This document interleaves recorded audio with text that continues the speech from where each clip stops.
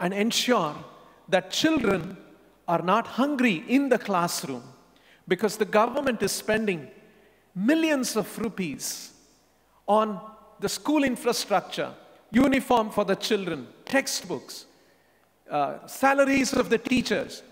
After spending all of this money, if the children are hungry, are not able to focus on the lessons, what is the value of all of this expenditure? So Akshaya Patra midday meal program is a very strategic intervention. We spend a small amount, 10 rupees per child, and it makes all of the other crores of rupees the government is spending more productive and bring value to all of the other expenditure. We in Akshaya Patra very sincerely thank the members of Lions Club who have been supporting Akshaya Patra. In the last year, the members of Akshaya Patra have supported feeding of 21,000 children in different parts of the country. And they have also donated 5 delivery vehicles. All of this adds to about 2 crores of rupees contribution from the members of Lions Club. We heartily acknowledge it is because of your goodwill and your goodness that we are able to do this program day after day.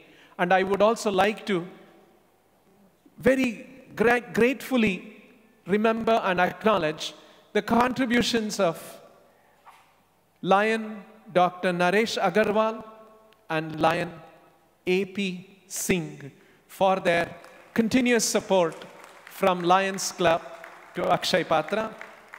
I would also like to conclude my talk remembering one important citizen of Kolkata who brought Akshaya Patra to the minds of people of Kolkata and who has been a supporter of Akshaya Patra and who is also the vice chairman of the National Advisory Board of Akshaya Patra, Shri Ravindra Chamaria. He's here with us. I would like you to kindly stand and we thank Shri Ravindra Chamaria ji for his continuous support. With these few words, I would like to conclude. Thank you very much. Namaste. Friends, let's put our hands and give a big round of applause to our speaker.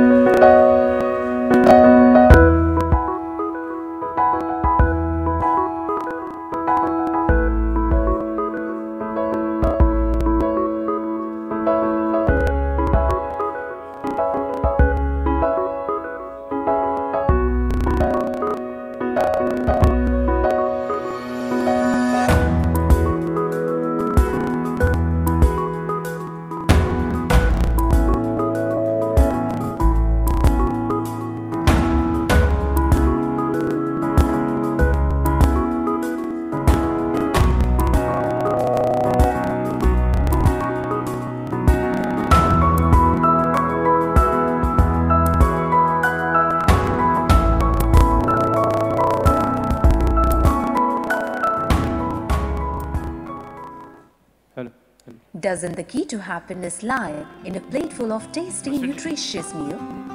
The Akshaya Patra Foundation steers over 1.6 million of India's children towards health and happiness with a nutritious school lunch every day. In Isaame, the foundation's state-of-the-art centralized kitchen feeds 47,249 children in 607 schools. How does the food reach school children? In Akshaya Patra's Blue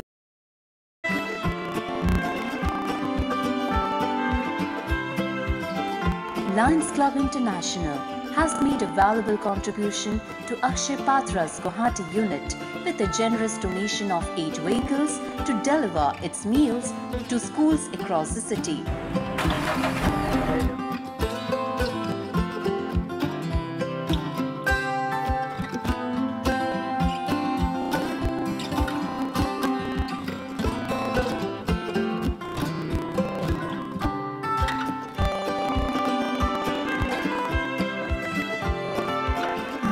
Customized vehicles GPS enabled to monitor movements in real time.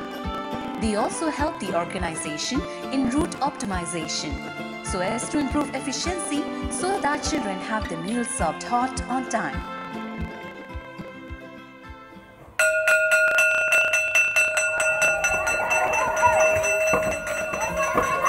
What a noble and great initiative, Akshay Pathways. These young footballers of the future sure to love their wholesome meals.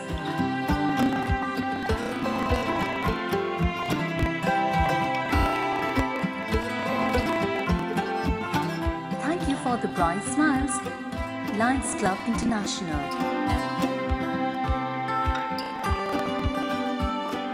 The video which we just saw, Lions consider it a great privilege to be associated with this program. LCIF and MID 322 have donated 8 delivery vans for supply of meals to the schools in Guwahati region of Assam at a cost exceeding $130,000.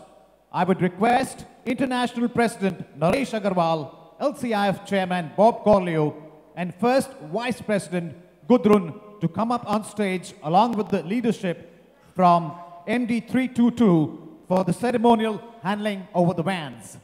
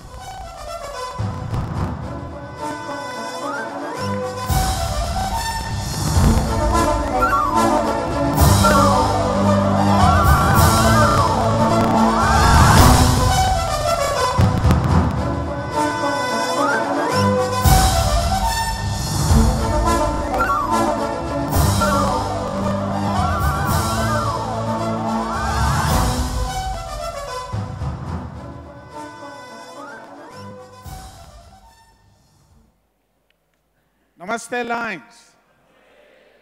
Friends, I'm here on the stage to share a very, very good and heartening news with you. Me and my LCF chairman, Bob, we were talking to each other, and excuse me, kindly pardon me. And we have been, rather he is the boss, he has agreed to very humbly contribute $5,000 more besides our vans.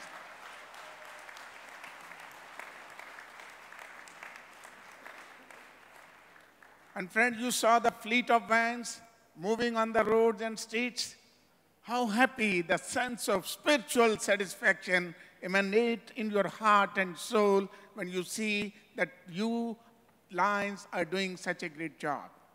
And I'm very happy and very proud that we have an institution, those who have been filling the bellies of the students, to see that their minds are enlightened. Thank you very much, Chanchal Dadaji. Another very, very good news, I think you have to give a standing ovation for that. I think you will want to hear that.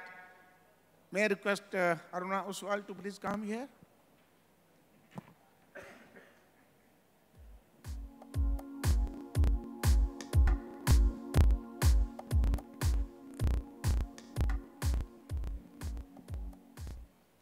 Arunaji, friends, you know the generosity of Aruna Abe Oswal Trust very well. Do you know it or not? Yes. Today, no, she's like a mother when I say, she has been a very, very generous person. And from Aruna Abe Oswal Trust today, she was whispering in my ear, Nareshji, what can I do?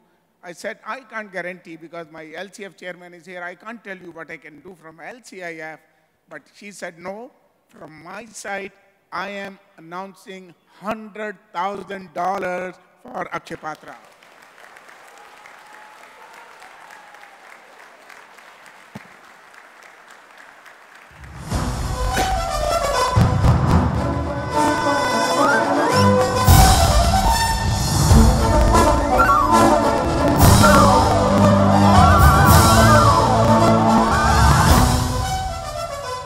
This is an instant reaction listening to Chanchal Das Prabhuji from Arunaji.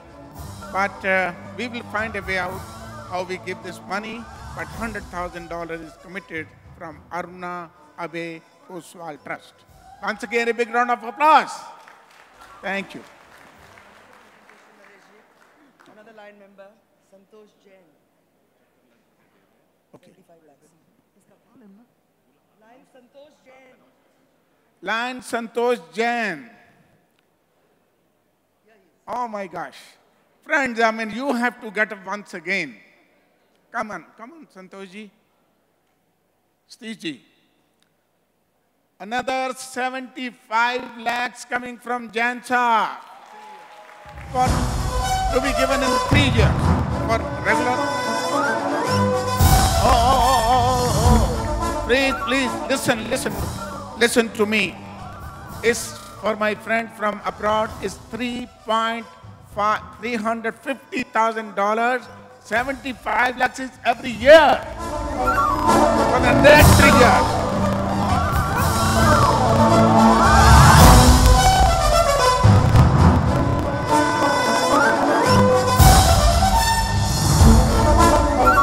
And he is Line Jan from Kolkata, and I am very humble and very small person. As you are international president, I am giving my presidential medal right away here to Line Jan. Thank you. Jan sir would like to make a remark. Good morning, everybody. This Isaame has given me an opportunity. I had been willing for a long time to meet Mr. Chamaria, who is looking after this eastern part of India. But somehow I couldn't meet him, and this platform has given me an opportunity to contribute for the cause of the society for which Lionism stands. And thank you, Mr. our lion, A.P. Singh ji also, who has always motivated me. Thank you, A.P. Singh. I think we have another gentleman. I was mixing up. Is there another Jan? You're not Jan? Oh, Chamaria ji. I heard about him a lot. I actually told Vijay, I would like to give my presidential medal to Chamaria ji. So Jan said, Vijay, you bring 2 medals. And of course, we have our Leos. Please come forward. See the youngsters, the kind of fire they have in their belly to fill the belly of the poor children. And you see, they have collected 5 lakhs of rupees, which is more than 5 crores to me, from the Leos from Siliguri. 32D Guwahati. God bless you, youngsters. And one more. That this is my privilege and honor to present to you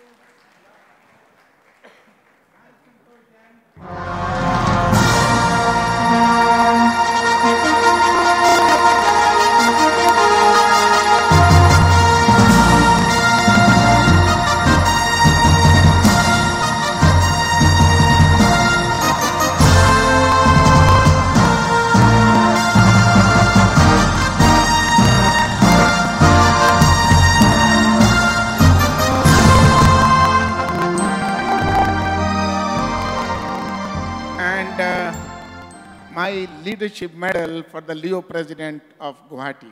Who is the Leo president here? You? Vijay ji, will you please help me? These are all instant decisions. Okay, we'll give it to you at the right time. Thank you very much, friends. I hope all of you are happy. This is a great start of the morning. Very nice. Thank you very much. God bless us all. God bless you all, my dear friends. And anyone is thinking to come forward, I'm just just requesting you very humbly, 750 rupees in rupees only for 1 year to give the food to the child. Think about it.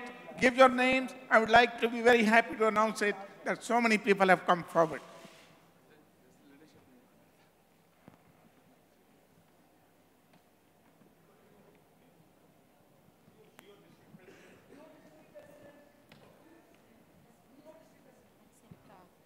Arunaji would like to say a few words, very few words. Just 1 minute I'll take. Good morning to each one of you. When I was listening to Chanchala Dasji, actually this thought was coming long back in our minds from our Abhi Oswal group and Aruna Abhi Oswal Trust. Because of Nareshji was always after me, our president, that must contribute here also. I must tell you, friend, that Abhiji wanted to feed the hunger always. He used to tell me, Aruna, if we have Oswal kitchens all around, maybe in Delhi or any other place, तो कोई भी भूखा नहीं मरेगा. एक time खाना मिल जाए अगर गरीब को तो वो मर नहीं सकता. तो मुझे लगा कि with these blessings which he is giving me from there, and it is all his legacy which we are taking it forward. So thought of just initiation by our LCF chairperson Bob Corlew and of course our president Dr. Naresh Agarwal ji, we thought fit this is the right occasion today to dedicate this legacy to this very good program Akshay Patra. I would like to compliment Chanchal Das ji with your initiation, and listening to you, really we were very much impressed and thought, let us join this very big campaign. This is like a campaign. Thank you so much. Well, thank you very much, Arunaji, for your generosity. You have been always regularly giving a lot of money. She has given about $8 million US to our foundation, my dear friends. Thank you. Thank you. Thank you.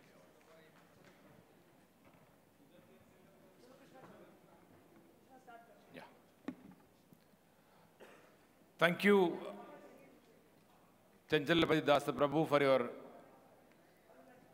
Thank you very much, Chanchalapati Dasa Prabhu, for your inspirational address. And friends, the moral of his message is the Lions Clubs do start need-based legacy projects, make a beginning, like Akshay Patra Foundation started their midday meal program, and everything will fall in place. So let's make a beginning, my dear friends. Now it's my privilege to introduce another eminent personality and today's panel member for relieving the hunger, that is Ravindra Singh from Khalsa Aid. Ravindra Singh began his journey as a humanitarian aid worker in 1999 and started a non-profit relief aid organization named Khalsa Aid, which works toward providing assistance to the victims of wars, flooding and natural disasters worldwide. Khalsa Aid has launched over 25 international emergency relief missions over the last 14 years. He started his first mission in Albania-Kosovo border, where Khalsa Aid provided assistance to displaced victims of civil war and genocide. In his second mission to Turkey in 1999, when devastating earthquakes struck northwestern Turkey, he provided thousands of pairs of garments and water purifiers to the affected people.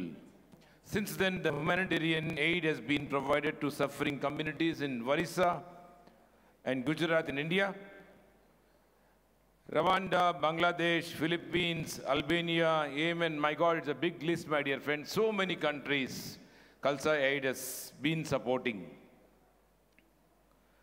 During the recent crisis in Syria, he organized community kitchen serving 16,000 meals each day as bombs continue to explode in close vicinity. More recently, he has been running kitchens for thousands in Kashmir Valley and Rohingyas in the Indo-Myanmar border. Ravindra Singh has been honored with the Sikh of the Year 2014 award in Amritsar. The Jain community presented Sri Ravindra Singh with the prestigious Ahimsa Award at the Houses of Parliament in Westminster. He was also presented the International Sensation Award in Vancouver recently at Darpan Magazine's Extraordinary Achievement Awards 2017. BBC released a 30-minute documentary recording his initiatives on his birthday 2 years ago. In his quest to beat starvation in a world where we have enough food for all, Ravinder Singh appears as a natural ally to the Lions in our program to eliminate hunger. My dear friends, let's put our hands together and welcome Sri Ravinder Singh, one of the panelists today on the Relieving the Hunger discussions. Welcome to you, sir.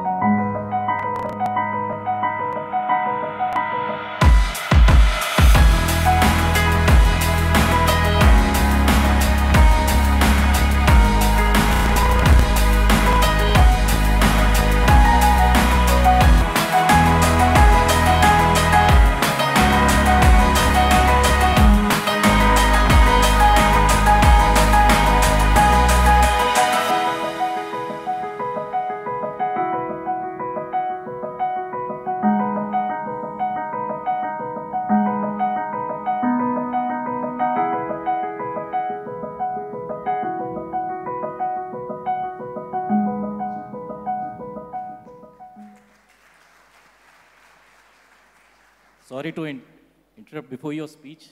Just wanted to know whether you have been associated with the Lions or the Lions Clubs International before this.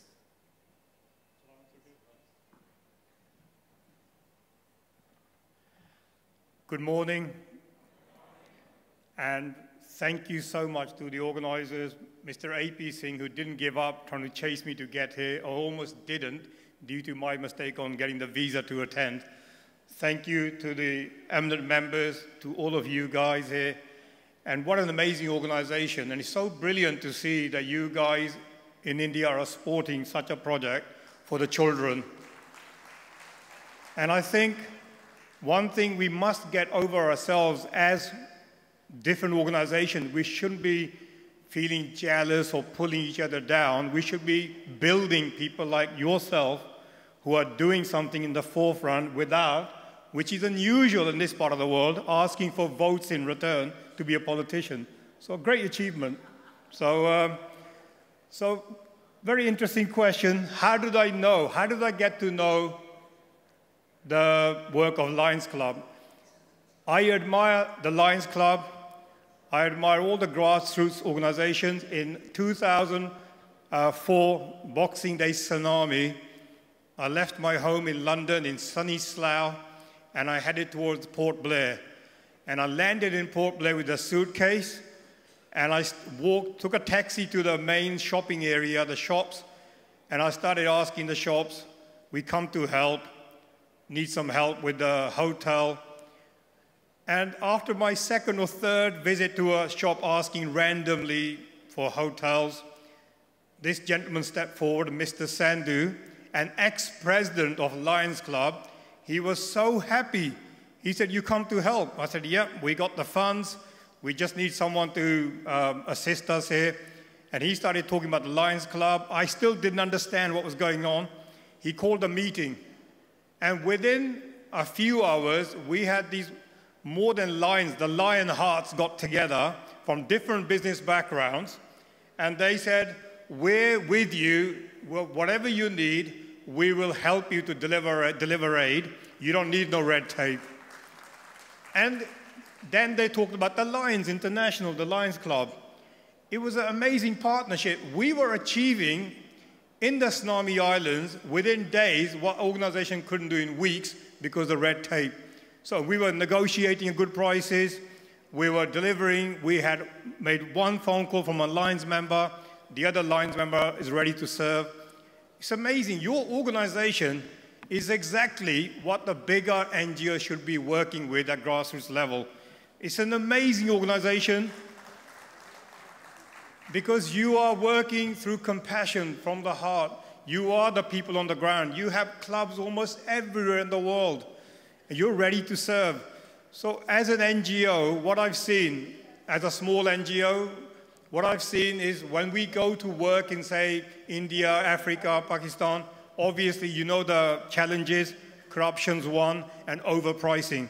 So with Lions Club, we work with Lions Club, churches, mosques, gurdwaras, rotaries. With Lions Club, I can say, okay, I'm coming to your area. Do you have a Lions team there? Yes. Okay, we have the funds. You give us assistance to purchase everything at a good price, negotiate, and we'll deliver with maximum efficiency. It's a great partnership.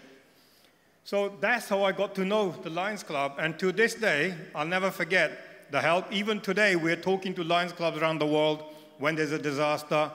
How can we work together? So if you want to work with Khalsa Aid, you're in a part of the world or part of India where there's hopefully never a disaster, something does happen, we will fund the projects. All we need is that big heart that you carry all the time so that we know we feel comfortable in delivering aid.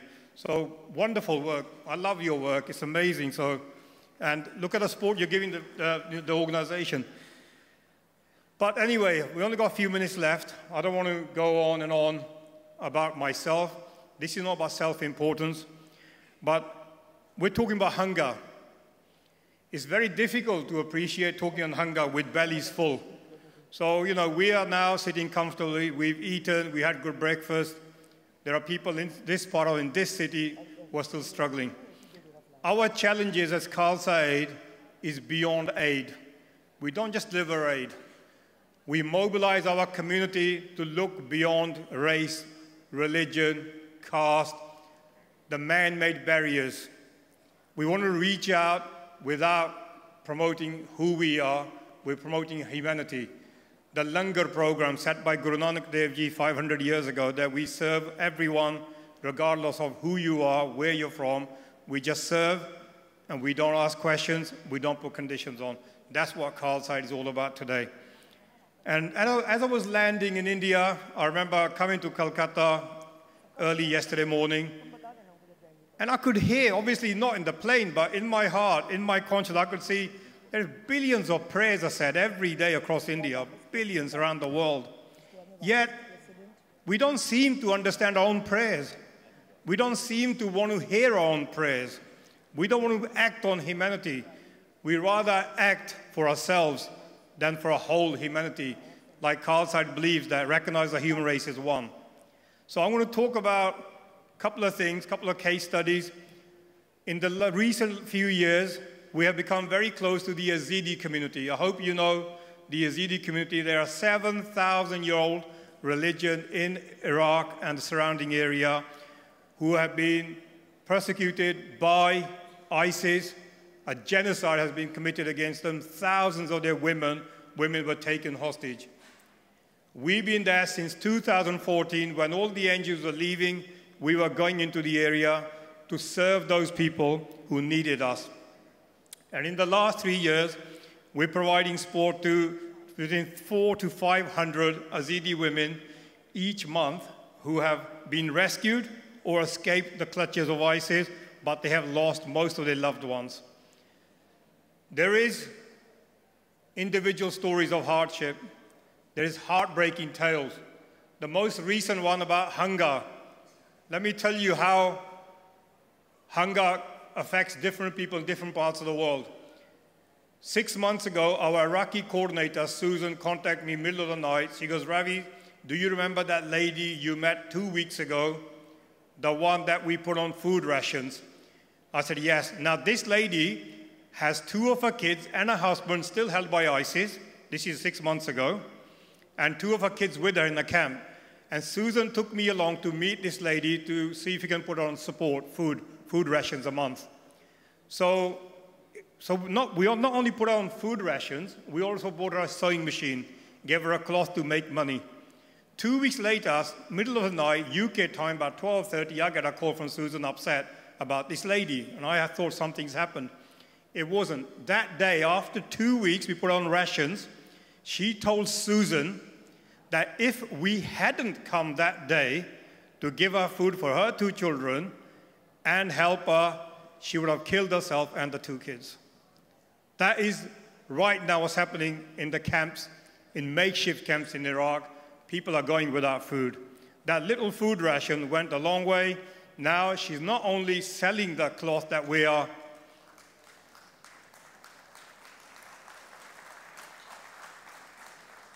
So we're not only just, she's not only selling the clothes that she makes from the material, the machine we provided, she's now teaching youngsters, young Yazidi girls who are escaped ISIS to earn money too, and we're supporting them. This is just one of the major projects. But we have to look at ourselves on acceptance and tolerance. As humanitarians, you must be a voice for those who are being oppressed like ISIS or anywhere around the world. And you not only give them aid, but you give them a voice. Sometimes it's very difficult to give a voice because of fear of consequences, political consequences. But if you're a true humanitarian, you cannot hide those opinions. So you have to be very transparent. So our work in Malawi is putting water pumps in villages. We've done 15 water pumps in the last 2 years. These are industrial water pumps where people have had no clean water. They're living from water from the wells, etc. That's continuing the program. We got programs in Turkey in the camps for Syrian refugees. We were forefront in the Syrian refugee relief in Europe in 2015. We're working in Lebanon, supporting the children's education for Syrian refugees. We're working in India. We got huge projects. We're running 2 free schools for the underprivileged in Punjab. We got 4 free tuition centers across Punjab.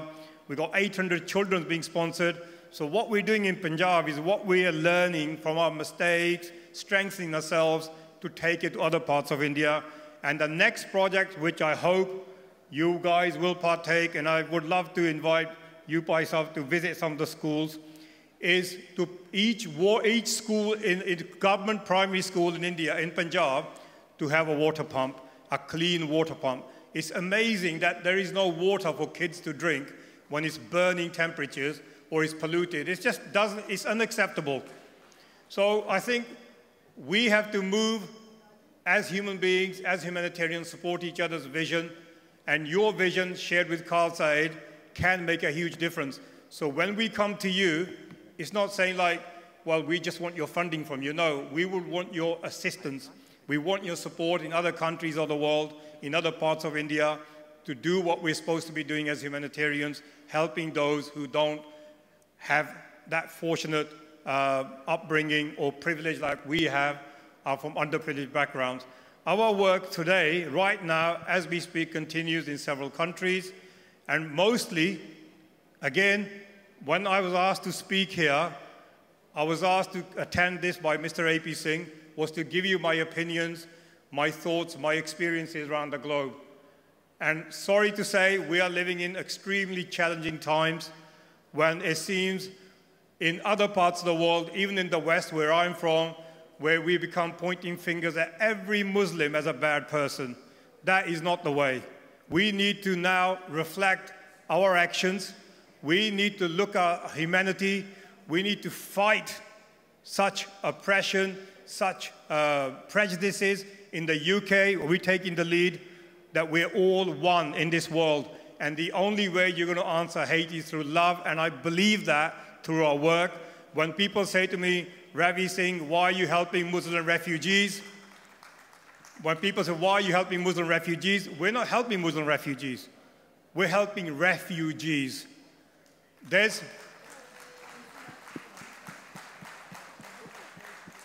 I have come from a village where it didn't rain. I was a kid growing up in a village in Punjab. It didn't rain. Our crops burnt in the fields, but we all supported each other. That is what the vision of Khalsa Aid is. It doesn't matter who we are, we're still human beings. There's a hero in the front here. Amarpreet Singh, stand up. This guy went to Bangladesh. He was one of the first guys that there is, Amarpreet Singh. Let me tell you about Amarpreet Singh. In September, I phoned him. I said, Amarpreet Singh, the Rohingya situation is terrible. I just seen the Sky report. You need to get out there and start feeding, start water program. Within 48 hours, him and another young guy called Jeevan Singh from Jammu in India, they got on a plane. Within 48 hours, they were cooking hot langar food for 15,000 Rohingya refugees a day, two of them. Two of them, they got local guys to work with them.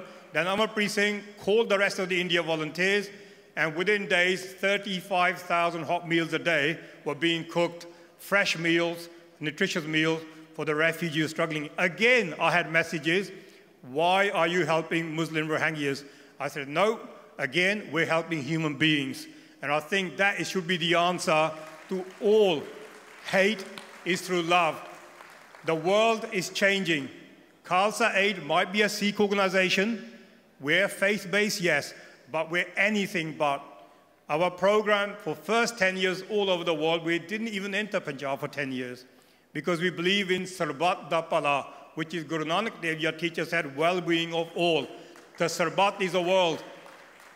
The differences comes when our political differences overcome our humanity as one. Then we start looking at each other as a different light, as somebody who's a subhuman being. There isn't. So my message today is, together, as the CEO of Khalsa Aid, I really strongly feel together, Lions Club and Khalsa Aid can really make a difference by delivering aid. We're known, by the way, we're known for one thing, Khalsa Aid. We deliver, we get in there so fast. We have no red tape. Because what really annoys me is that big organization will collect with buckets, give us your money, we need to collect, but when it comes to spending, they'll take a conference, they'll take a meeting, another meeting to spend $10. It shouldn't be the case. If you're collecting and people need it, you should deliver. So I found Amarpreet, within 48 hours, the food is set up. That's how Khalsa Aid works. Together, I feel together, we can change the world in a very efficient way, deliver aid where it's needed, and be more efficient in negotiating prices in the local areas. So in Pakistan, we were hiring a truck. The guy said from A to B, 20,000 rupees. But before we got there, it was only 8,000 rupees. He looked at me as somebody from foreign lands, rip him off. We worked with the local Pakistani grassroots organization, and we got it down to 10,000. So I believe we can do it together, but we need to work as a team. We have the funding coming in from the Sikh community and non-Sikh community. Hopefully Lions Club will work with us on that too. But what we come here today, all the way from London, is to ask you guys, join hands. Don't look at me as a Sikh. I'm telling you now, as a Sikh aid worker in Syria, working on the borders next to ISIS, we get mistaken for ISIS by the foreign forces. So we have to be very careful that we don't get shot by mistake. So we got twice the hard work, but we're still there. We're still carrying on. Together, the world can only change if you take the first step. And in this dark world today with so many challenges, your step is one of the most important in history to fight intolerance, acceptance, and fight for humanity. Thank you very much. Thank you very much.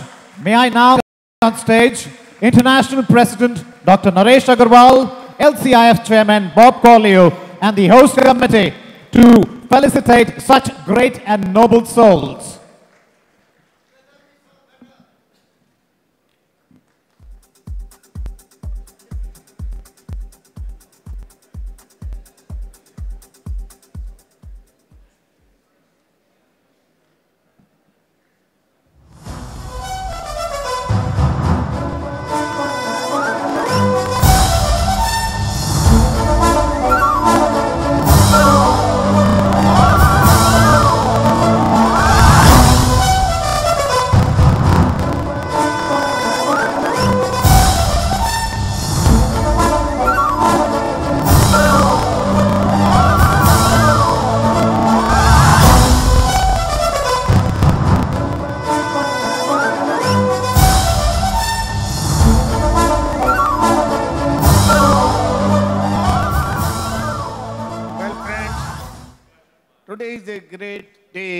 for us to really open our minds, our ears, our hearts. And just whatever my past president just mentioned, one of my sermon, you can say very humbly, that is when people come together, problems of the world become smaller. Impossible become possible. So friends, we have some individuals here. I'm very happy. I don't want, it's not time for me to make a speech, but I'm tempted. I'm on the soul of Kolkata. Great son of India, Swami Vivekananda, he mentioned, if you cannot worship your brother man, the manifested God, how can you worship God who is unmanifested? You may, yeah, you can clap, yeah. Like Raviji just mentioned, you can build a mosque, a temple, a gurdwara, a church. But a much better thing already exists, that is this human body. Raviji, you mentioned we are one race. Yes, we are one race. And I can assure you, we lions are only in one race, and that one race is to we serve. Thank you very much. It's a privilege and honor for me. And again, with the permission of my boss, the chairman of LCIF, we have been very generously contributing, Raviji, a very, very humble amount of $5,000 for Khalsa Aid.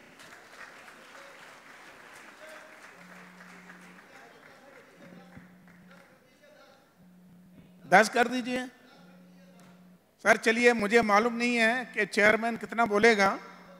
चलो sir, ये कोई नहीं देगा तो $5,000 मैं दूंगा।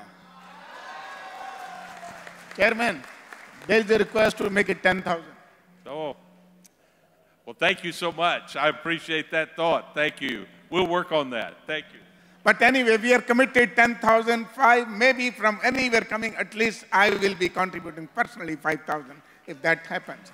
We have to keep the word of our past president. So, sir, it's a great honor. Oh, okay. Oh, wow. There's another, the lady, she's not stopping, you know. People sometimes, Aruna Oswal Trust, 25,000 sisters sitting there.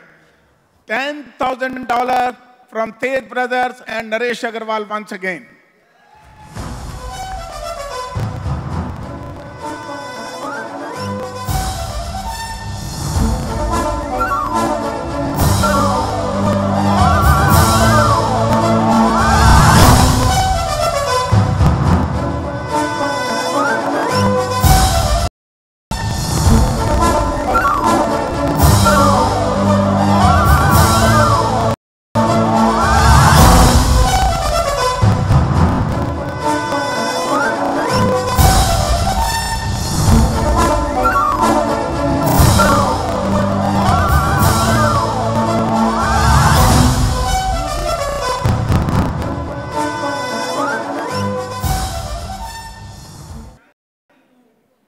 It's a time to listen to the serious talk. I am requesting the music to be music people, please take care. Now, this is a humble contribution, a token of remembrance to Khalsa Aid, Ravi Singh ji, Ravinder ji. This is a line, you remember. You are a lion and we are a lion. Thank you.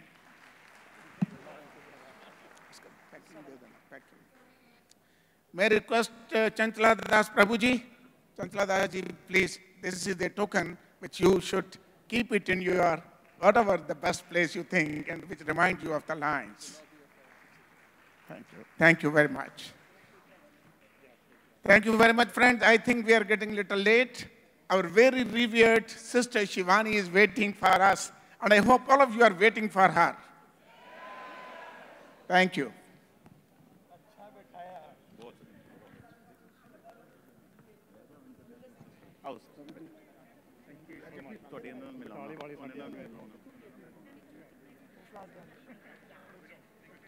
That was wonderful, was it not?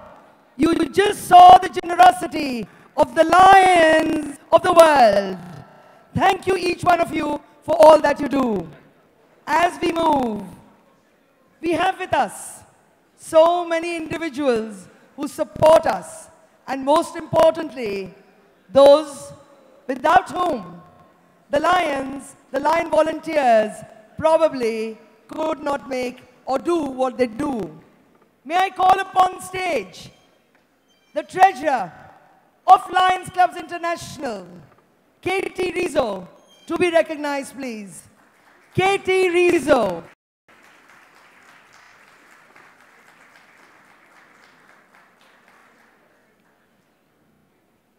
Thank you, Katie, for all that you do. Thank you. The head of marketing from Lions Clubs International, Sanjeev Ahuja. And the best part is, Sanjeev Ahuja comes from Kolkata, and we are so proud.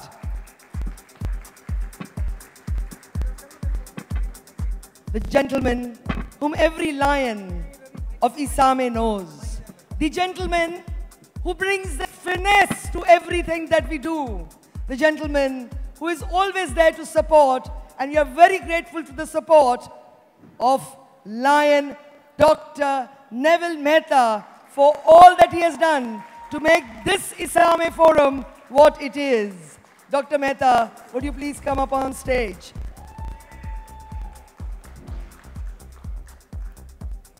We have associates Noel Mason, who heads the GAT.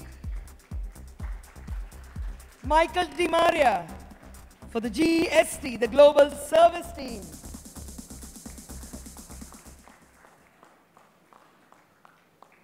Don Mangiolo from the Global Leadership Team. And don't all the district governors know this name? Melinda Plott.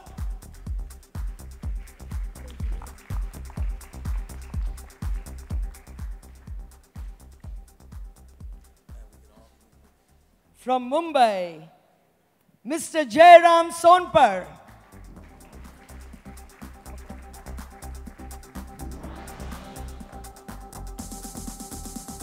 And our LCIF consultant and a great friend of the Lions, Zenobia Kaikopad. We also have supporting the Leos, Melissa Nadio from Lions Clubs International. Melissa, are you here? Jeff Arnett from LCIF. I would also like to place on record our sincere appreciation for all the staff from Mumbai office. Juliet Moraes, would you please come up on stage as your names are called? Nilofer Baria, Ronetta Rasalam, Vikas Sharma, Devanshi Jangla, Dhwani Bothra, Brijesh Oza, Sara Pereira, and Armin Pitawala. Each one of you have played your role. Each one of you have helped us, and we are grateful for your support. Thank you very much. And now, ladies and gentlemen, we are going to move on to the session we've all been waiting for.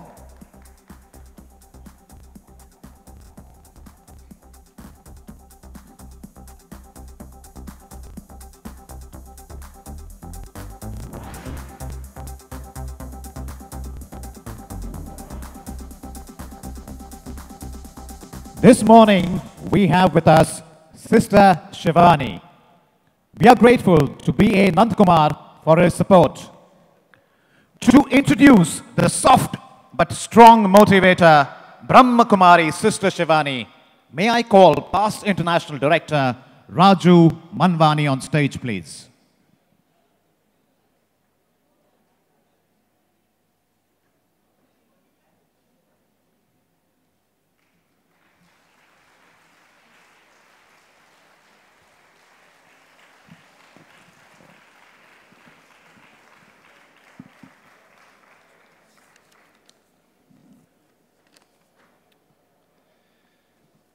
Presiding officer and my dear friends,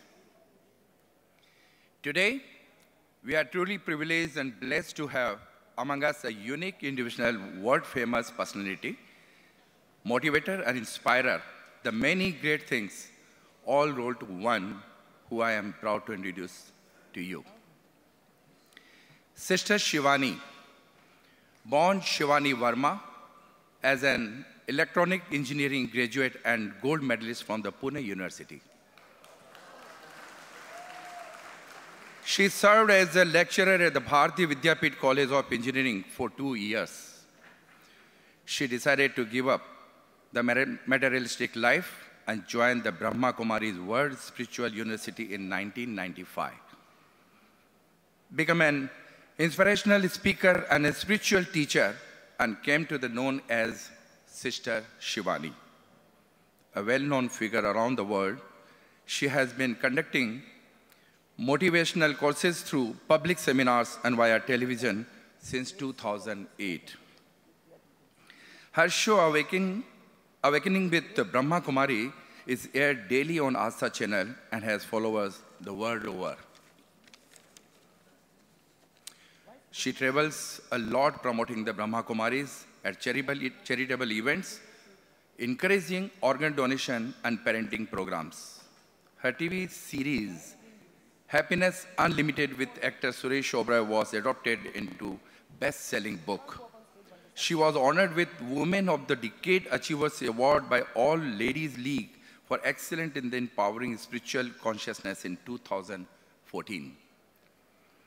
In spite of being very popular in the world over and having a fan following running beyond millions, Sister Shivani still believes in leading a very simple life. Her simplicity extended to her speeches too, and she is able to explain how to deal with the deepest emotions in the simplest word, and I am the witness of that. Now, not new to us Lions, she was gracious enough to accept the invitation of our International President Lion, Dr. Naresh Agrawal, and was present at the District Governor-elect seminar at the Lions International Convention in Chicago as a motivational speaker. I could go on and on speaking about the Sister Shivani, but that would mean depriving you all the golden opportunity to listen to her in a person and get motivated and inspired beyond your wildest dream.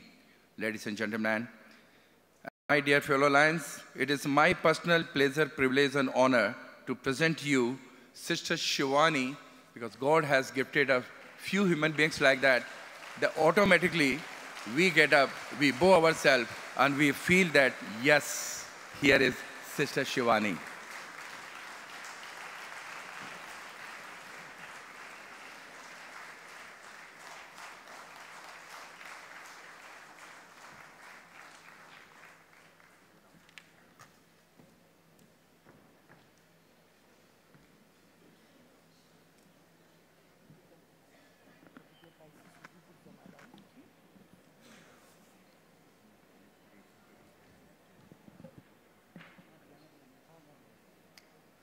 Good morning. Greetings of peace from the Brahma Kumaris family. Just sitting backstage, catching the vibration of the enthusiasm and the love and the care each one of you has for the world. It was so beautiful to see the energy which said, together, we are ready to change the world. Together, we are ready to change the world? Yes? Yes? And do you know that the world really needs to be healed today? Request you to close your eyes for 30 seconds and just look at the world that you want to create. Because before we start changing the world, we need to be sure, what kind of a world do I want to create? And just look at the world. Let's forget everything we've heard, we've spoken, we've shared, and just look. What kind of a planet do I want to see?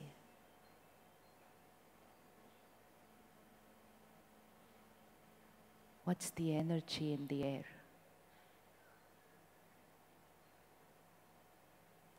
Look at the faces of people in the world you want to create.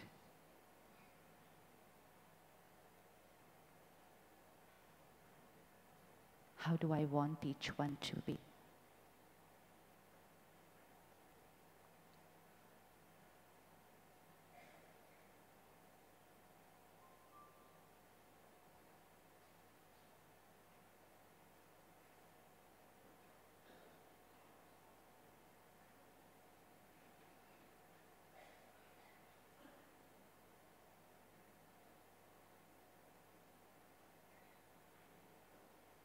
The feelings, the relationships, health of every individual,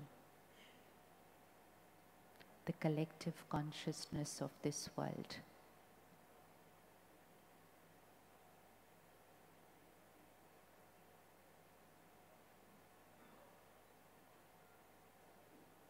And I am ready to create this world.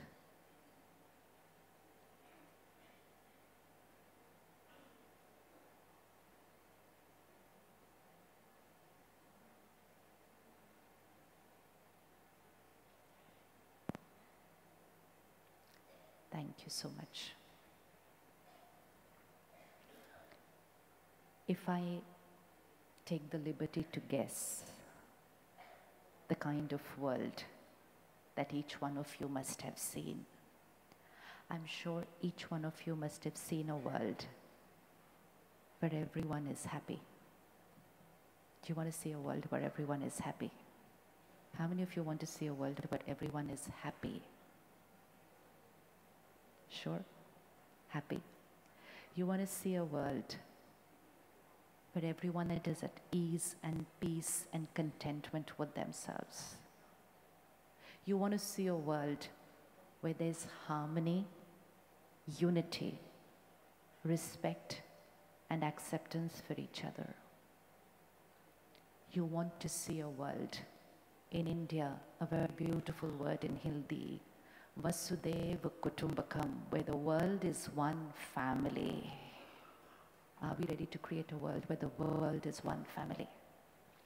Living in a time where even a family doesn't seem to live like a family. No?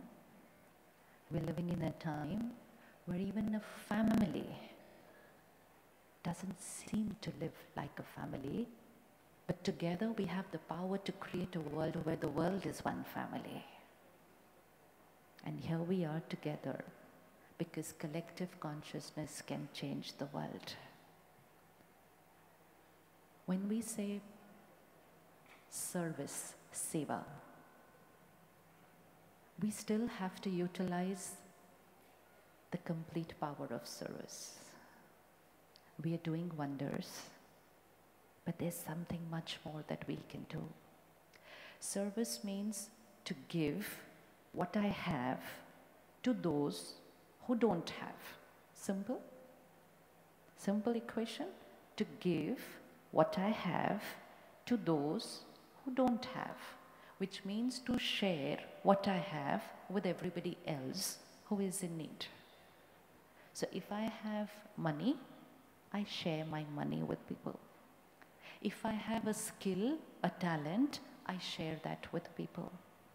If I have experience, wisdom, knowledge, I share that with people.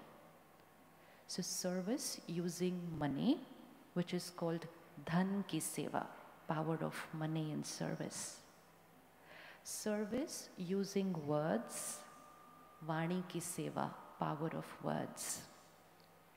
Service using skill, talent, body, tan ki seva. But there is one seva which we all can do, and that is man ki seva, power of my every thought, feeling, intention, vibration. There are a lot of people in the world who need money, and together we saw the power right now. But much, much bigger than that is a population of people who need happiness, peace, and love. Just 30 minutes before this, I was sitting with a very young group of leaders of the city, business leaders, and their spouse. It was a very nice, close family meeting of about 30 people. They are business leaders. They are achievers. They have everything that money can buy. They may be here, part of Lions. And we just closed our eyes for a minute and said, ask yourself, what do you want? And when they opened their eyes, the answer was peace, happiness, contentment. They want that. Are you ready to give? Are you ready to give? Because I heard once in a Lions conference, wherever someone needs something, a lion is there.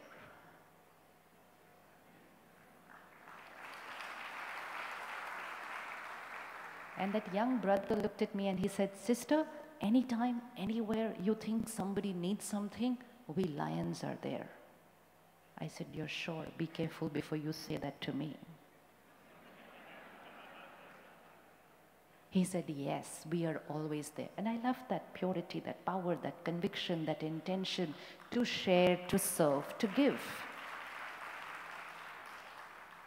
But trust me, I meet a lot of people every day. They have everything which you're ready to give, but they want something more. And they want peace, happiness, and contentment. Are Lions ready to give that?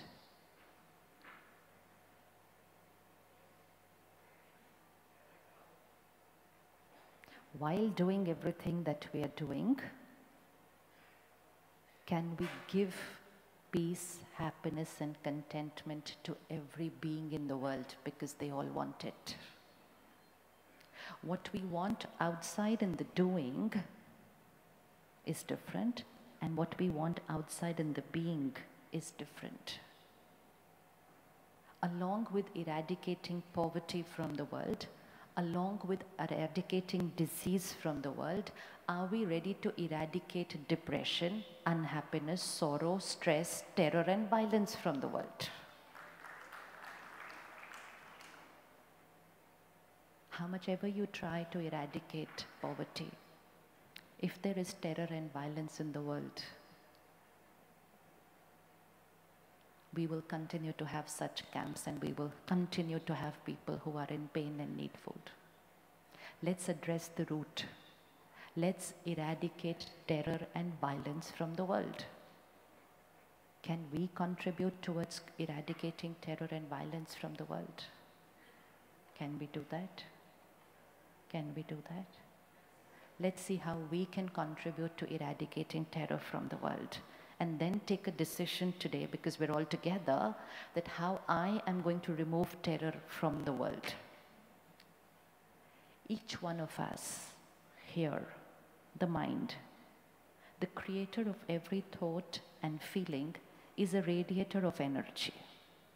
Every thought we create radiates into the environment. The energy field of this hall right now. Do you know what's the energy field of this hall right now? The energy field of this hall right now is sum total of the energy of every mind sitting in this room. So my mind, please tell yourself, my mind is contributing to the energy of this room. It's like, simple example, there's a pond here, okay? Each one of us takes a glass of water and pours it into the pond. Very soon, the pond will full of water. We pour our glass of water in the pond every day, and the whole day we drink water from the same pond. ठीक है? Right? This pond is the energy of this room. We pour our vibrations into the room, and then we sit in that room the whole day and absorb the vibrations of that room. Now, if we are 1,000 here, we are 1,000 minds. If 1,000 minds are at peace, then we create a very powerful, peaceful vibration in this room. And then that vibration influences our state of mind and we remain peaceful the whole day. How many of us have experienced an immediate feeling of being at peace or ease when we go into a high energy place like a temple, a gurdwara, a church or a masjid? Anyone experienced? Yes. How does it happen? Who created the beautiful, powerful, peaceful vibration of the place? Each one of us who goes into that place. But while we are at that place, we create vibrations of peace and power. So we are contributing to the energy of that place, and that place serves humanity the whole day. Millions of people walk into that place every day and say, I want peace. And they go there and they get it. Why? Because we went there and contributed it. Radiate it, consume it, share it with everybody else. So that's that pond. Pour your glass of water and drink water from that pond every day. One day what happened? One of us, instead of pouring a glass of water, we poured a little polluted water. Only one, not everybody, only one. But when one of us poured a glass of polluted water, the constitution of the water in that pond changed. It became water 0.0001% polluted. And then all of us consumed that 0.001% polluted water. And next day, the glass of water that we poured had changed. Because it was a little polluted. And the next day, a little more. And the next day, a little more. And the next day, a little more. And we reached a stage where almost each one of us was pouring a glass of polluted water. Right, Hebat? Right, hey? Right, hey? Now we've contributed to that polluted water, and we have to drink that polluted water. We contributed by creating stress, fear, anxiety, pain, and now we are consuming that stress, fear, anxiety, pain. Young children are consuming it even before they've gone to school. The other day I was with a child psychiatrist and I said, what age children come to you? And he said, 1 month to 20 years. Who is responsible for a little baby having to go for a mental health issue? Are we ready to do something for them? Because they are absorbing the vibrations of the world while they are just in the womb of the mother in 9 months. And then they are here in the world, which is full of vibrations saying stress is natural, anger is natural, fear is natural, anxiety is natural. So that pond of water is polluted today. And now we are consuming it. And those who will be emotionally a little weak will fall ill. What is terror? How many of us create terror in the mind? Let's not talk about people who are creating terror in the world. How many of us create terror in the mind? Nobody. Let's not talk about all of us. Let me just ask myself, do I contribute to the world by creating terror in my mind? So please raise your hands, those who create terror in the mind, which means irritation, anger, impatience, stress, fear, anxiety, terror in the mind, hurt with somebody, rejecting somebody, jealous of somebody, not happy about things, terror in the mind. Raise your hands. And you know, while we are doing that, what are we doing? We thought we were creating it in our mind. And while we were creating it in the mind, we were radiating it out into the world. And then we were not just creating it for a few minutes once in a while. We started living that way most of the time. And very soon that's become the frequency of the world. anger, fear, terror seems to be normal way of living. Now, once it's in the air, and that's the vibration of the universe, it's the collective consciousness of this world. And when someone who is a little emotionally weak enters this world which has terror in the air, like you experienced peace when you entered the temple, that person will experience extreme terror, and then that terror doesn't stay in the mind, it comes out into words, into actions. Last month in Delhi city, in Gurgaon, an 11th standard boy took a 6th standard kid into the washroom and murdered him there. This is news for most of us only. When the child was asked, why did he do that? And he said, I wanted to postpone the exam scheduled for the day. And I just wanted the school to shut down. And what was the way he used to shut down the school? He took a 6th standard boy into the washroom and slit his throat there. Talk to him today, and he says, I don't know what happened to me that time. Last week, again in Delhi city, a young boy murdered his mother and sister. Ask him today, and he says, I don't know what happened to me that time. These people are feeling something overpowered them. They said, we didn't do this, something just happened to us that time. What is that something that happened to them that time? What is that something that happened to them that time? It's the vibration of the air.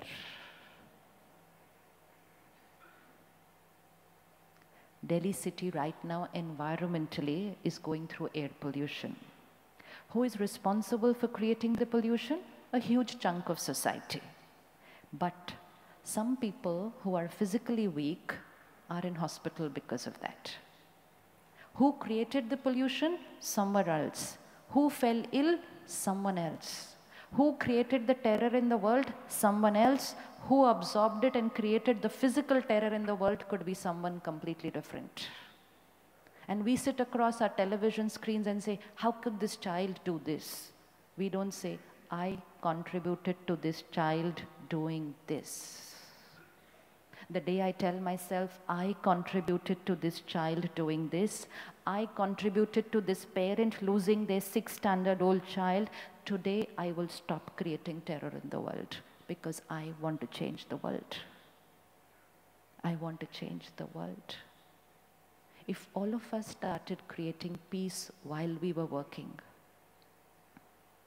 if peace was our way of living, if compassion is all that we know, if love is all that we radiate, then even if someone had some mischief on their mind, the vibration of the world will influence them just like you get influenced by the vibration of a temple, and they will drop the idea of doing that crime.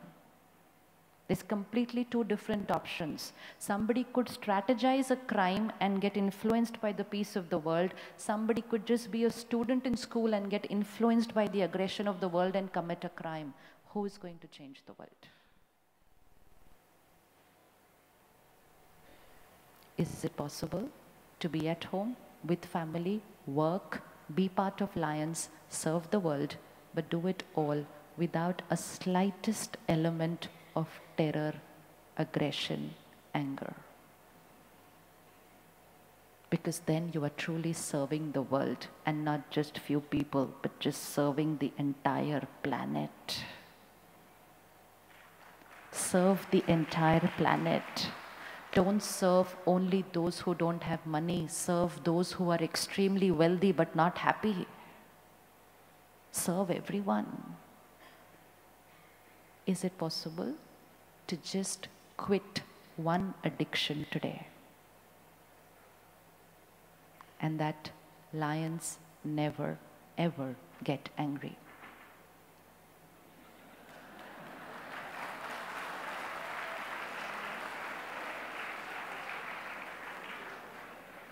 ताली तो बाद में बजाएंगे ना, पहले decision तो ले ले.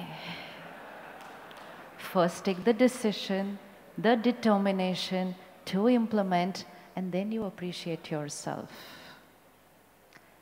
Think about it. Think. Can I do everything that I do? Look after my organization, travel worldwide, take care of my children, do everything without using this weapon of anger. Because this weapon of anger is becoming instrumental for all the other weapons which are ending the world. Is it possible?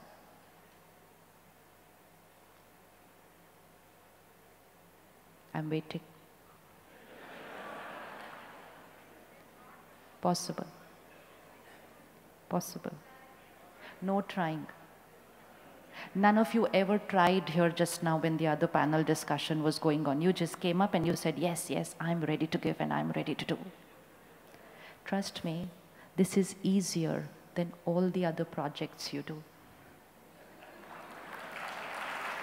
This is easier than all the other projects that you do, because all projects, because you're doing amazing work all over the world, but all the projects that you do require time, require money, require a lot of resources. This requires nothing, just taking care of myself, and most important, the first person you will serve.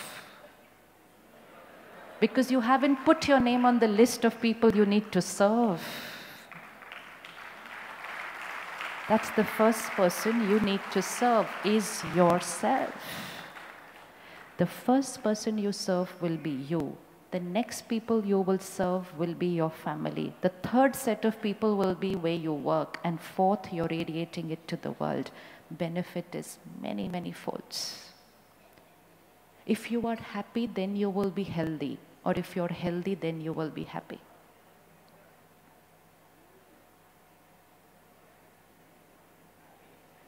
Because we want to eradicate disease from the world. If you're happy, then you will be healthy, or if you're healthy, then you will be happy. So most important is, if you want to eradicate disease from the world, eradicate unhappiness from the world. Automatically everybody will be healthy. Why go at the second stage and the third stage and the fourth stage? Because we will not be able to eliminate it. Today also, when there is a problem in the body, there's a clot, there is a tumor, there's a blockage, and we go to the doctor, we spend huge amounts of money, you sponsor huge amounts of money to run hospitals, to remove that blockage, to remove that clot, to remove that tumor. But you know what the doctor says? Take care, after a few years, it may come back again. And so again, we will be standing with the lions and saying, please sponsor my. Why? Because we removed the blockage from here. The blockage, the tumor, doesn't take place in the body. It takes place here in the mind, radiates to the body, manifests after many years. And then I used high-tech equipment and a lot of money to remove the blockage from the body, but I don't remove it from my mind. So after a few years, it's back in the body. Remove it in the mind and it will never come to the body. Because it's the mind which is radiating that negative energy to the body. I'm living in that world where that is the vibration. So everything is happening here. Mind radiates every thought to the feeling, to the body, to the relationships, and to the planet. Change your thoughts and the world is changed. In Hindi, it's a very beautiful line. Sankalp se srishti banti hai. Thoughts create the world. Change the world, change your thoughts. And which means now, anger out, jealousy out, competition out. We're all family here. One little secret. Sometimes, while doing our projects, which are for serving humanity, sometimes we create a little ego, a little jealousy, a little hurt. while we are on the project. Does it happen? Does it happen? And we can get hurt. I worked so hard for this project, but my name was not there in the magazine.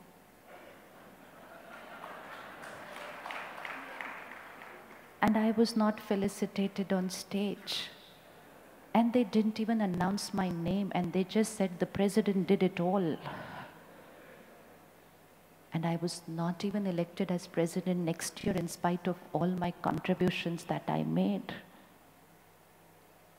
This thought,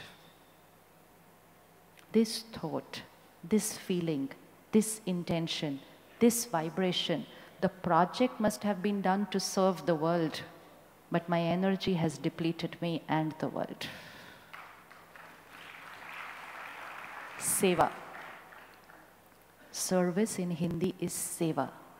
What is the energy of seva? Seva means to, right? Seva means to give. Seva means energy flows from me outside. If I have the slightest intention of what I will get, it doesn't mean I give money, I get money. No, it means I give money and time, I get name, fame, appreciation. But even if there is a slightest intention of wanting something, my energy to give gets blocked because I'm standing in this line. You can either stand in this line or you can stand in this line. Can't stand in both lines. Can't stand in both lines. So am I here because I truly want to share and serve, or am I here because I want certain kind of glorification and appreciation? In Hindi, the word is Niswarth Seva, selfless service. Ideally, there should not be any such word as selfless service, because if there's anything selfish, then it's not service, it's just business. I do this project, you give me appreciation. Deal is good. Deal is good. But then I should be very clear, I'm here for this deal. I do this, I get this, business. If I don't get it, then you've not been fair in this deal. So whenever there is a slightest subtle thought of wanting, desire, asking, seeking, please remind yourself, I'm not serving, I won't use the word now. It's a very subtle addiction, this wanting. We literally can do anything just to be in that first line, the first photo, the first name. We do big projects and then we get stuck on small things. And we wash out the result of all our good karmas that we did. It gets washed out, completely finished, because we radiated jealousy, hurt, and ego into the world. And most important, we are unhappy and hurt inside. Nahi hai? Is it possible to share and to give without wanting anything in return? Possible? Yes. And which means I don't want to come on the stage. I don't want my name, I don't need my name. If it's announced, it's announced, not announced, not announced. Doesn't make any difference to me. And I definitely don't do any strategies back end so that it gets announced. I'm sorry, this is all a little personal, but I know it happens.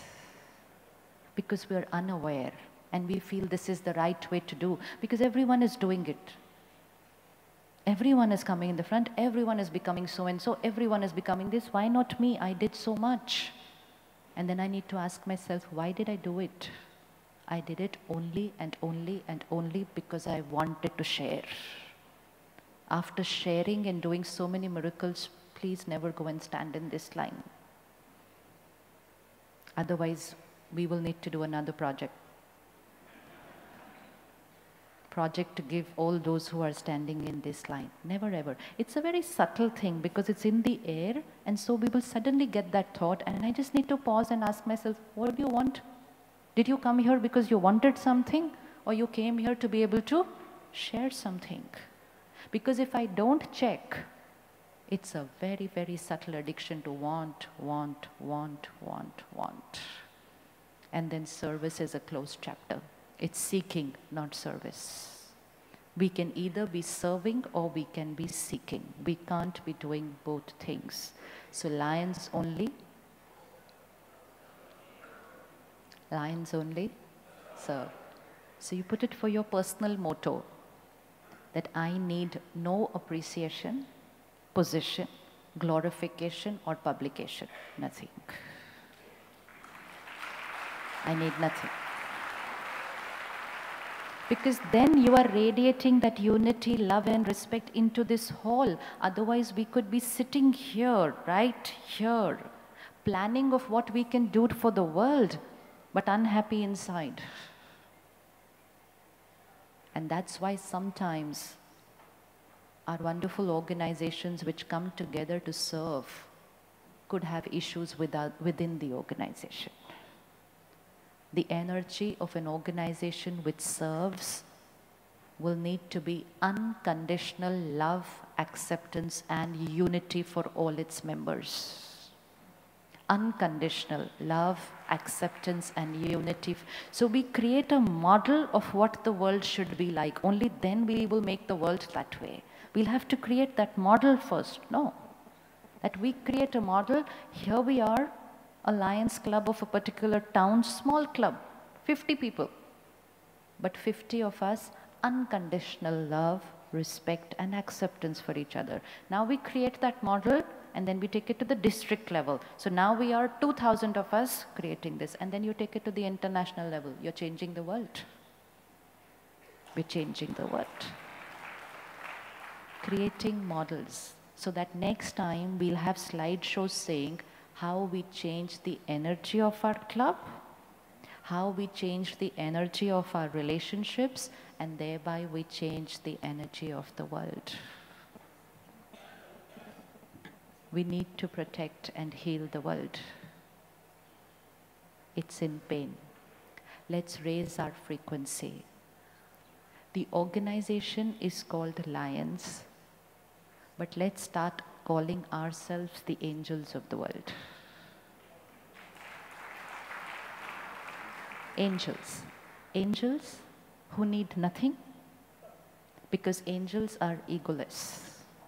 Humility is their quality. They want nothing. They need nothing. Their purpose of life is only to give. And that does not mean I am an angel only while I am in the Lions project, but I am an angel at my business house. We can't convert like this, that when here I'm different and when there I'm different. Energy field walks with me. So I'm an angel in my organization. I'm an angel in my family. And so the first place, which is our organization at work, let's each one of us make our organization a no anger zone.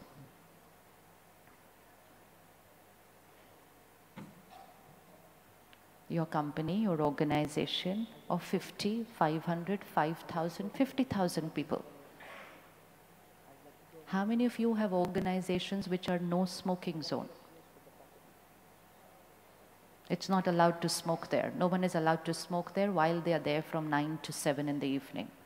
No smoking? Only 6?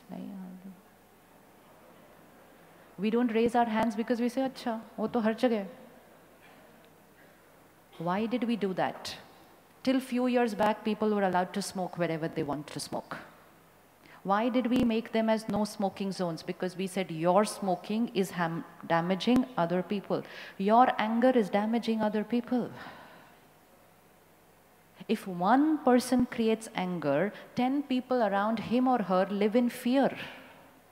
And fear is the predominant emotion of the world today. Because I don't know when you are going to get angry, so I anticipate your anger and I live in fear. I begin my morning with fear. Oh, I have to meet her or him again today. I don't know what he is going to do to me. Fear is in the air. Can we make our offices no anger zone? Please take up this project. I have been requesting everywhere. Please take up this project. Let's make our organization a no anger zone. We are contributing to removing terror from the world. But it will have to start with under your nameplate outside your cabin. It has to flow from top to bottom. So your cabin, outside the door, Mr. and Mrs. So-and-so, all the degrees, and just below that, this is a no anger zone. That's it. And once you do that for your cabin, then it automatically gets implemented in the entire organization. It is our responsibility today to send home happy people from work in the evening. That's a very big project. If we start sending happy people home in the evening, they will create happy families. Happy families will have happy children. And where there's happiness, there's health automatically. But most important, those people will come back next morning to work happier than what they went last evening. And while you are doing all this, creating happy people, productivity will increase. So it's not when we are wealthy, we are happy. It's when we are happy, we will be wealthy. Can we start sending happy people home in the evening? Let's start sending happy people home in the evening. This year, WHO has said 1 in 4 has depression. And they have declared this year as depression. Let's talk. Their prediction for our world is 2020 depression will be the second cause of illness in the world. What are we ready to do for it? And if we do this together, by 2020, we can say we have eradicated depression from the world. Is it not necessary to eradicate depression from the world? If one family, 1 in 4 means 1 in a family on an average. If 1 in a family has depression, what's going to be the state of the mind of the remaining 3 people in the family? How can they be happy? So that's why 2020, we are looking at it as a killer of the world. The other day, I was at a cancer awareness program, and I asked the doctor, I said, let's do a bigger program. I'm sure there are more cancer patients in Delhi city. And I just asked him, how many people do you think have cancer as of now in Delhi? And he said, on an average, 1 in a family. And trust me, I didn't believe that. I had to hear it again. I said, nahin, bahut zyada hai. He said, on an average, either a cancer patient or a cancer survivor. 1 in a family. Where are we heading? Cause of cancer? Lot to do here. Emotional blockage, past hurt, resentment, cannot forgive, cannot let go, all accumulated here. That's why the world needs angels. Angels who, while doing all their work and doing all their service projects, are radiators of peace, purity, love, and compassion. So while doing, you're taking care of the being. We are human beings, we radiate. All our pictures of deities, of prophets, have a white circle behind their head, right? Seen that white circle? White circle behind deities, behind Jesus Christ, behind Guru Nanak Dev Ji. What is that white circle? What's that white circle? It's a scan of everything inside. So my thoughts, feelings, intentions, memories creates that circle. Please check what's the color of your circle. Because your circle walks with you. Your circle vibrates everyone you touch, everyone you meet, everyone you interact with, and then radiates into the world. When we change our circle to a white circle, you are serving the world. You're serving the world. Because then when we all have that white circle, then the world is not going to be the Iron Age, the Kali Yuga it is today. It will be the new world, the Golden Age, the Satyug, which everybody is dreaming of, but we are ready to create that world. We can't dream of that world and create paradise. We will have to create that paradise. Everybody's saying the world needs to change. And we say, okay, are the politicians going to do something? Are the scientists going to do something? Are the religious heads going to do something? Am I going to do something? Just clean your circle, make it white, and you're contributing to creating a pure, high vibrational frequency world. What is it that dirties my circle? Anger, irritation, jealousy. Listening to other people's weaknesses. Do you know what happened? Do you know what she did? Do you know what happened over there? Do you know what he did? He was just there talking. Listen, listen, listen, listen, absorb, absorb. And here the white starts absorbing the weaknesses of people around us, and there it is. And then we radiate that to the world. How many of you read the newspaper or watch the TV news before you leave for the morning?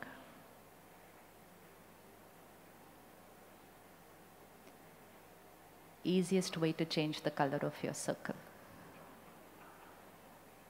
Easiest way to change the color of your circle. We are what we watch, listen, and read. We are that. Information that goes in is the emotional diet for us. If I want to change my emotional health, I will have to take care of my emotional diet. Two ways of living. One is to read and watch every day what's happening in the world. Read it, absorb it, become it, radiate it into the world, and tomorrow's newspaper will have the same information. Last week, Times of India said, statistics, first page, National Crime Index. And it said child abuse increased by 82% in the last year. Think about it. With so much awareness about child abuse, with every parent taking care of their child, how can the child abuse increase in the last 1 year? And that too by 82%. You know why? Because it was there on everyone's phone. It was there on social media. It was there on media. Everybody listened, watched, heard, absorbed, become, created it, did it again. Easiest way to create anger. Just read and listen to aggression of the world early in the morning before you leave for work. 20 years back, what was the environment in the house early in the morning? We are not talking history, we're talking our era. What was the environment in the morning at house? High energy, high energy. Begin the morning with that high energy, leave the house, radiate that high energy to everybody, come back higher in the evening because you've earned blessings the whole day. Today, it's a completely low frequency. Experiment for a month. Do not consume any negative information early in the morning. Read, watch, listen only about peace, love, and compassion. 20 minutes in the morning, only 20 minutes in the morning. Read, watch, listen. Peace, love, compassion. Absorb it, create it, radiate it. Tomorrow's newspaper will change. Tomorrow's newspaper will change because we're ready here to create the world. The newspaper will change. But if we absorb only today's media, then we are only intensifying it. If we protect ourselves from it, create something different, tomorrow we will influence the media, what it's showing to the world. So one way of living is a victim to the vibration of the world, and the other one is protect yourself, raise your vibration, and influence the world to change. Collectively, we have the power to do that. So our project gets a little bigger, but very simple. but it's expanded. It doesn't restrict to a particular community, a country, or city, but it involves the entire planet. We are going to serve the world. We used to hear this song, no? We are the world. What a beautiful song. We are the world. And today we're sitting at home in different rooms. So Vasudev Kutumbakam will get created by this beautiful organization, by creating it within the organization, within the house, within your office, and automatically radiate it to the world. So angels are ready for the project? Ready for the project? We need nothing. This project costs nothing. This project saves a lot of money.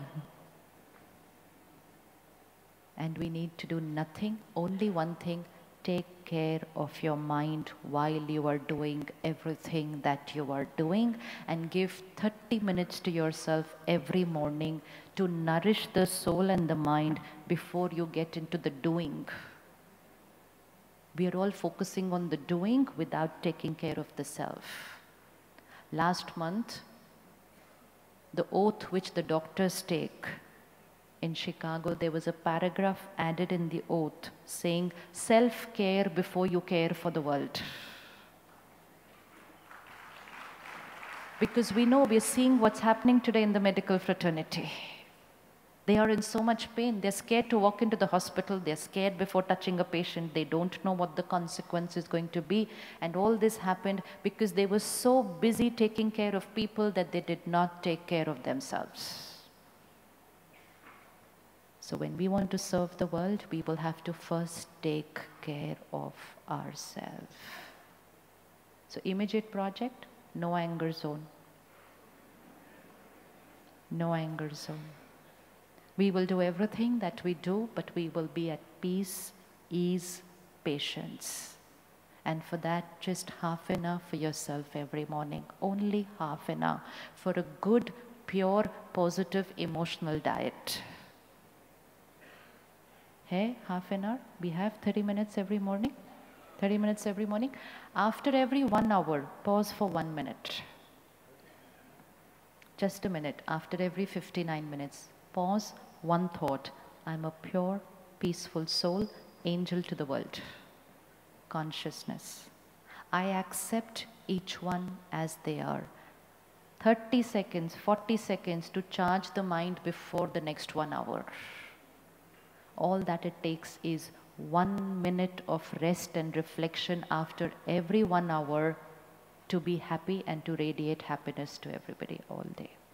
And then you will be able to send happy people every day. I come here on behalf of the Brahma Kumaris, which is an international organization which has countries in over 100, which has centers in over 140 countries all over the world. Like you, we are here only to serve the world. The only difference is the service that we do is more on the being. But together with you, we are ready to serve the world. So wherever you are, whichever country, whichever city, whichever town, even a village, there will be a Brahma Kumaris center. I don't think any other organization has such a big strength of volunteers who are serving for nothing in return. It's an organization which has 25,000 surrendered sisters today. And it's the largest women-administered organization in the world. So it has truly women empowerment. We truly believe that to change the world, all that is needed is purity and unconditional acceptance. And mothers have that sanskar.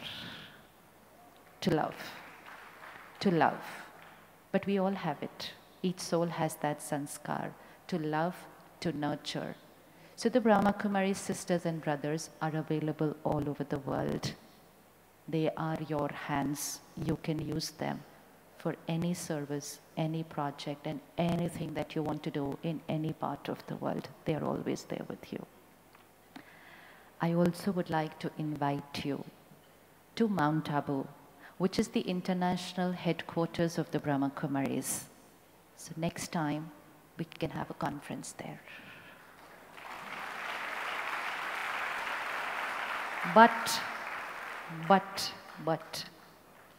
it will be a Sattvic conference. Sattvic, high energy, pure food and drinks. When you're here for such a high purpose, it's important that the vibrations and the food and the drinks are also for high energy.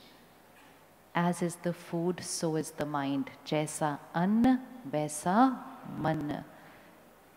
So at the Brahma Kumaris, what we serve is only prasad, and what we drink is only amrit. But that prasad and amrit will do wonders with your mind, and then your mind will do wonders with the world. So we look forward to inviting all of you to your family at the headquarters of Mount Abu. Thank you so much.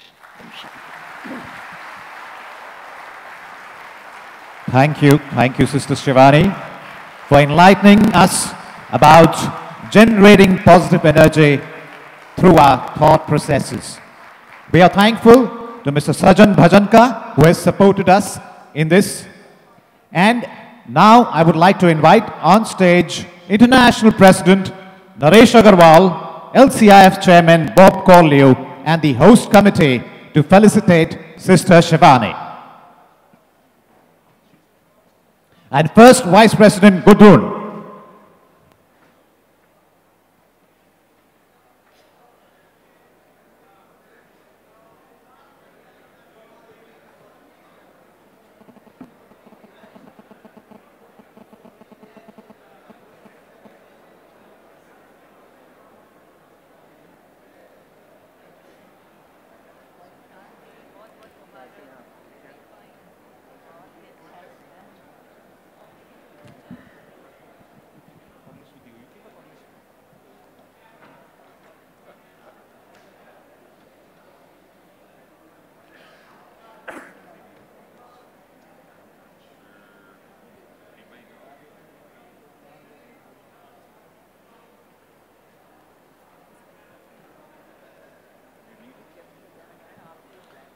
Well, friends, are you really spiritually charged? Are you going to really do the power of action? No, you're not really. I want to hear very loud. Are you now, what we have heard, respected Shivani ji, are we going to have that power of action, what we have our own program? Because she has been saying, I heard her many times, and she said there is no difference between fruit and the seed. And likewise, there is no difference between a thought and action. So action, you are going to leave the anger when we leave this hall, right? Well, it's a great privilege and honor for me to give a very humble token of respect of Lion, Crystal Lion. And of course, I'm very grateful that our chairperson, my boss, he has been very kind to accept that we very humbly present a small token of $5,000. I know, they don't accept anything, but they have educational society, which very respected Sister Shivani has told me to give me the name, and we'll send that check to that trust, which is the Society for the Education. Am I right, sister?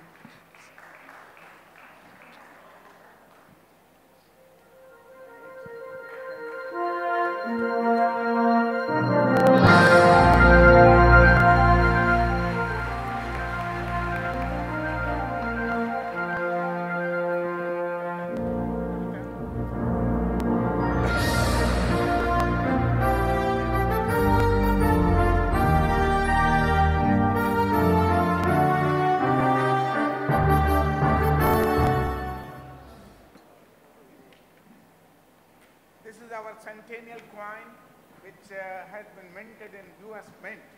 and which is again I'm going to present on behalf of you all to our very respected Sister Shivani.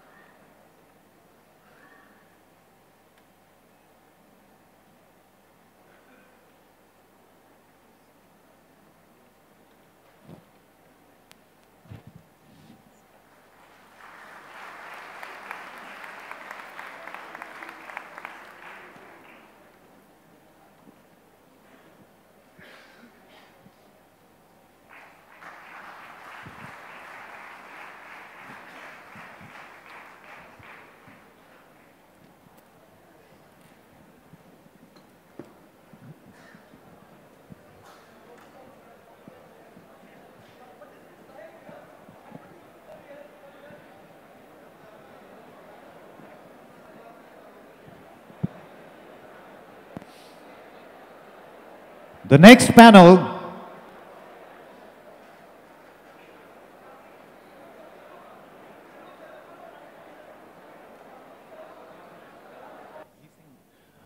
panel that we bring for you represent the youth.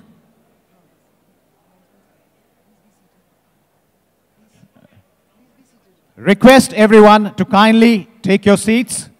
We have excellent speakers coming on.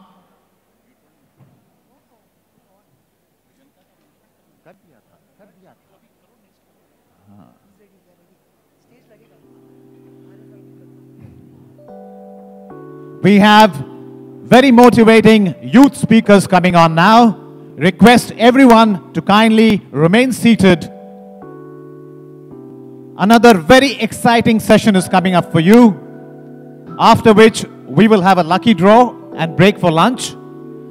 And the rules for the lunch remain the same. The RFID tags are there, the color codes are there, and the venues will be different, but like we promised you, the lunch is going to be the same and truly delicious at that.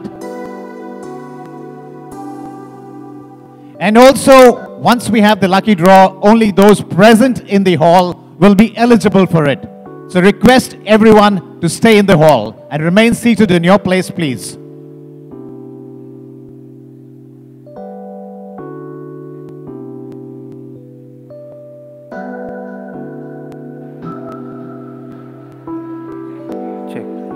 Check.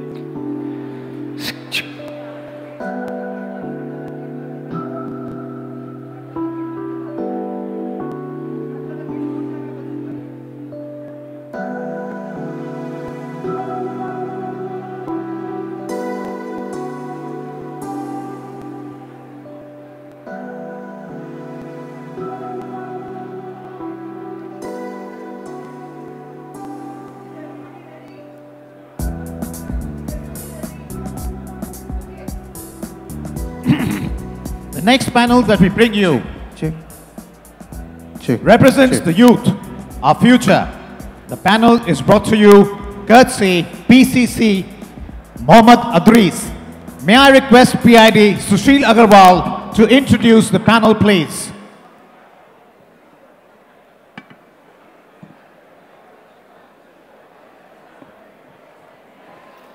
Namaste.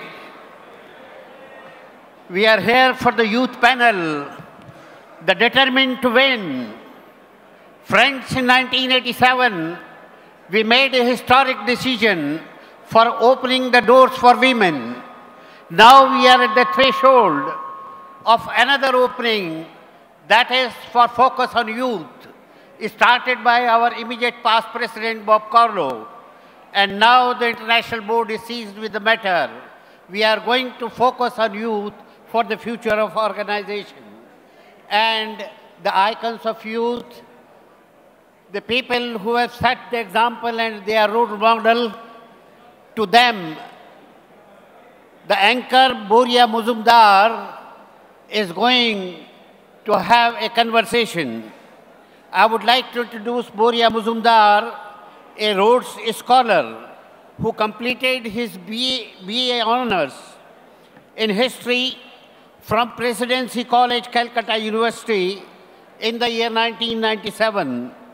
In 1999, he did his MBA, his MA in Modern History from the same university.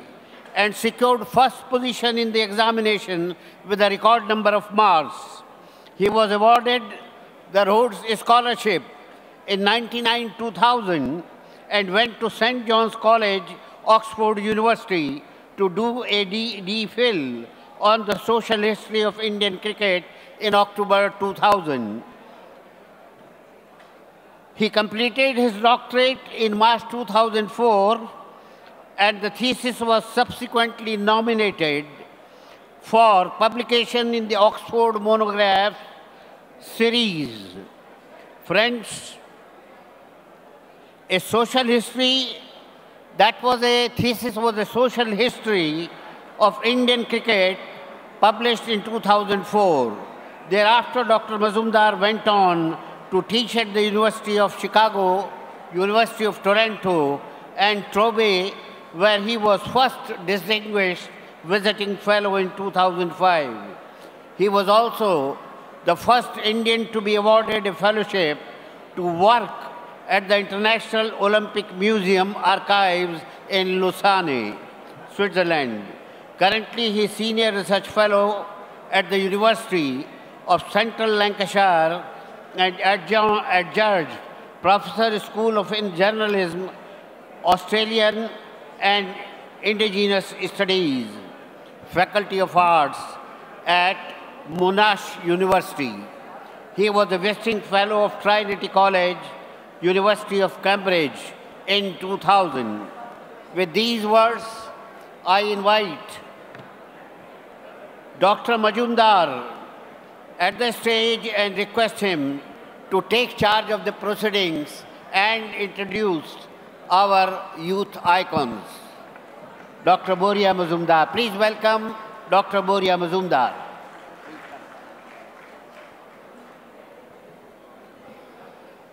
Good afternoon. It's afternoon, just about 12. The first thing, congratulations, you started on time, which I generally don't see in seminars, sessions, conclaves, convocations around the world. Fabulous.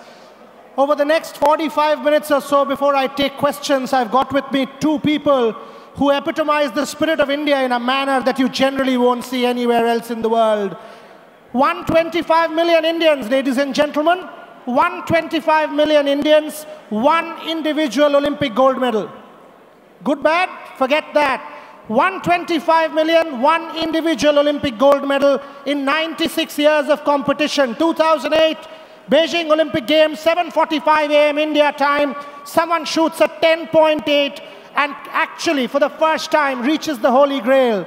We've been striving for that moment 92 years, and then the story goes on, ends in Rio. 180 international medals, the best Indian shooter of all time, someone who has placed India on the world shooting map and on the Olympic podium, someone who has been the only Indian to see the Olympic tricolour go up and hear the national anthem from the podium. Put your hands together for the legendary Abhinav Bindra.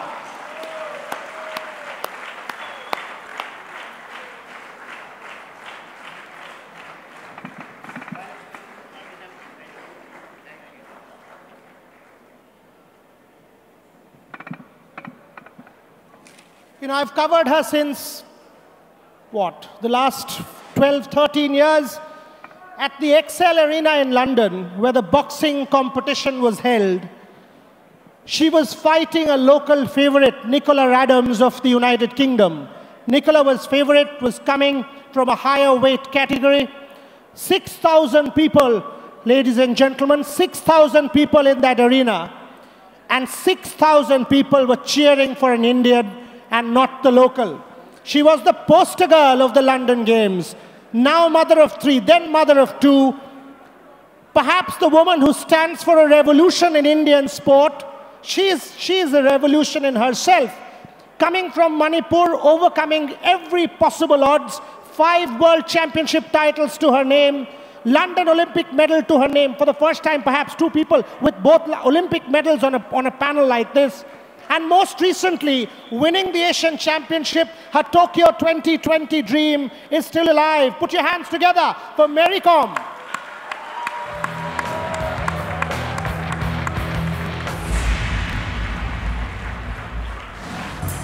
She is the only woman boxer to have won a medal in each one of the 6 world championships. She is a 5-time world boxing champion. She is the first Indian woman boxer to qualify for the 2012 Summer Olympics and to win a bronze medal in the 51 kg flyweight category of boxing. Currently, she is ranked as number 4 in the flyweight category of AIBA, World Women's Ranking.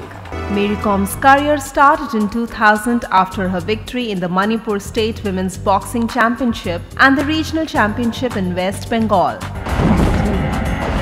From 2001, she started competing at international level. She won a silver medal in the 48 kg weight category at the first IBA Women's World Boxing Championship in United States, and her journey to fame and success started. Mary Com kept participating and winning different championships throughout. She also had the honor of bearing the Queen's baton in the opening ceremony run for the 2010 Commonwealth Games of Delhi. Mary Com and her husband have released an autobiography titled Unbreakable. It is a book that reveals all the untold stories of this brave woman. Director-producer Sanjay Leela Bhansali is making a biopic on Mary Com, starring Priyanka Chopra, which might be released by October 2014. Mary Com is an achiever in the real sense and an inspiration for millions of women. She is the recipient of Arjuna Award, Padma Shri, and many great honors. Her struggle and achievements will keep inspiring. She is an epitome of the fact that hard work, passion, talent, and courage to pursue one's dreams always receive support and opportunities. We all know that the biopic was indeed released. So Priyanka Chopra played Mary Com, perhaps one of the times when Bollywood and sport came together in this country. Many times we've seen a flurry of sporting biopics since. Abhinav, I'll start with you. We had the film on Mary. You know, for us, for this audience, you are Olympic champion Abhinav Bindra. 180 medals, Abhinav Bindra. Every world record you've perhaps achieved in your life. But it all started quite strangely, isn't it? I mean, you to shooting. Ladies and gentlemen, any of you know why Abhinav Bindra decided to take to shooting? Anyone? Anyone? Well, as a kid, as a 10-year-old, 11-year-old, I hated sport. At that moment of my life, I was a champion at missing physical education classes in school. So sport was not the thing for me, but I was always pushed into sport by my father. At age 13, I was a really fat boy. You know, I hated running around, and one day somebody introduced me to the sport of shooting, and I said, okay, I'll go and try it. So I went to the shooting range. And I loved it. I loved it simply because I just had to be still to do well, and it didn't require me to move. So that was the real reason why I actually started to take up the sport. That's how I took it up, and I was addicted to it. And then I loved the process of shooting, and I spent 22 years of my life doing it. So clearly I have hope. If Abhinav Bindra as a fat boy at age 13 can take to shooting and become an Olympic champion, some of us who are overweight still have a bit of hope. Mary, comebacks are not easy. Anyone who follows sport, ये हम लोग जानते हैं. You have 3 kids. I asked you when we were backstage कि ये kids अभी आपके बच्चे कर क्या रहे हैं? किसके पास आपने उनको छोड़ के आया? Training के बाद ये दोबारा comeback, दोबारा Asian Championship gold. आप तो अभी एक के बाद एक मिसाल आपसे जुड़ रहा है. उसके बारे में बताइए. How difficult was the recent comeback? And what does the future have in store in terms of, will you actually give it a crack for Tokyo 2020? I would like to thank Lion International for inviting me. 45 Isaame Forum. Well, comeback is easily to say when we perform. While during my training, I don't think, you know, across the nation, across the world, might not see the training, my training schedule. It was obviously very tough. I have to train double, triple, because boxing is now it's become, you know, tougher and tougher, because since last 10 years was a bit easier, and again shifting the weight category also, it's very tough. I was fighting since last 10 years in 48 category, and again fighting higher category like 51, because Olympic game, when women boxing is include, the 48 category is not there. And obviously, as a sports person, as a boxer, a dream is to represent Olympic Games. So I put on my weight and fighting in a higher category, that the results for you know, Olympic in 2012 bronze medal. Because I don't have experience much in 51 category, and the disadvantage, I think, because I have to fight with the obviously taller than me. The advantage, they have much rich advantage. Because I'm short, I have to put on weight in 51 category. It was a bit difficult for me. Now, at least, you know, I have a bit experience. And come back again for this Asian recently, the last month, the Asian Championship. I was fighting in my 48 category, my real category. Now, winning again gold medal for my nation. That was very tough. Obviously, after the 3 children, you know, 3 kids, there is a lot of responsibility. Let me stop you there, Mary. Let me stop you there. Before the 2012 games, I had the opportunity of interviewing Mary Com 100 times. I mean, I kept following her, kept tracking her. One morning, I remember in her house in Manipur, she said, "Aap thoda sa wait kar lijiye, main ye bartan dho leta hu. I'll just wash the dishes because we've got a number of international delegates. I'll translate for you." She said, "I'll do the dishes, I'll feed the children, send them to school, and then we'll do the interview." And I was like, "What? The Olympics are a few months away. You are telling me?" She said, "No, the domestic help hasn't come. So I just need to do the dishes. I'll do my children. I'll send them to school, then we'll do the interview." Ladies and gentlemen, that's Mary Com. Thank you. Abhinav, I sort of started with this. Let me take you back to Athens a bit. You made the finals, you broke a world record on your way, and then imagine this. Abhinav was shooting the Athens finals, 597 qualification score, could have easily gotten a medal. He's a shooter, and everything in shooting is about being still. This footboard under his feet in Athens was unstable. That is why the medal eluded him. If you and I, mortals, were there, we would have collapsed. What does Abhinav Bindra do? For Beijing, he decides to train on surfaces that are unstable, goes to Germany, and then the pizza pole story, please.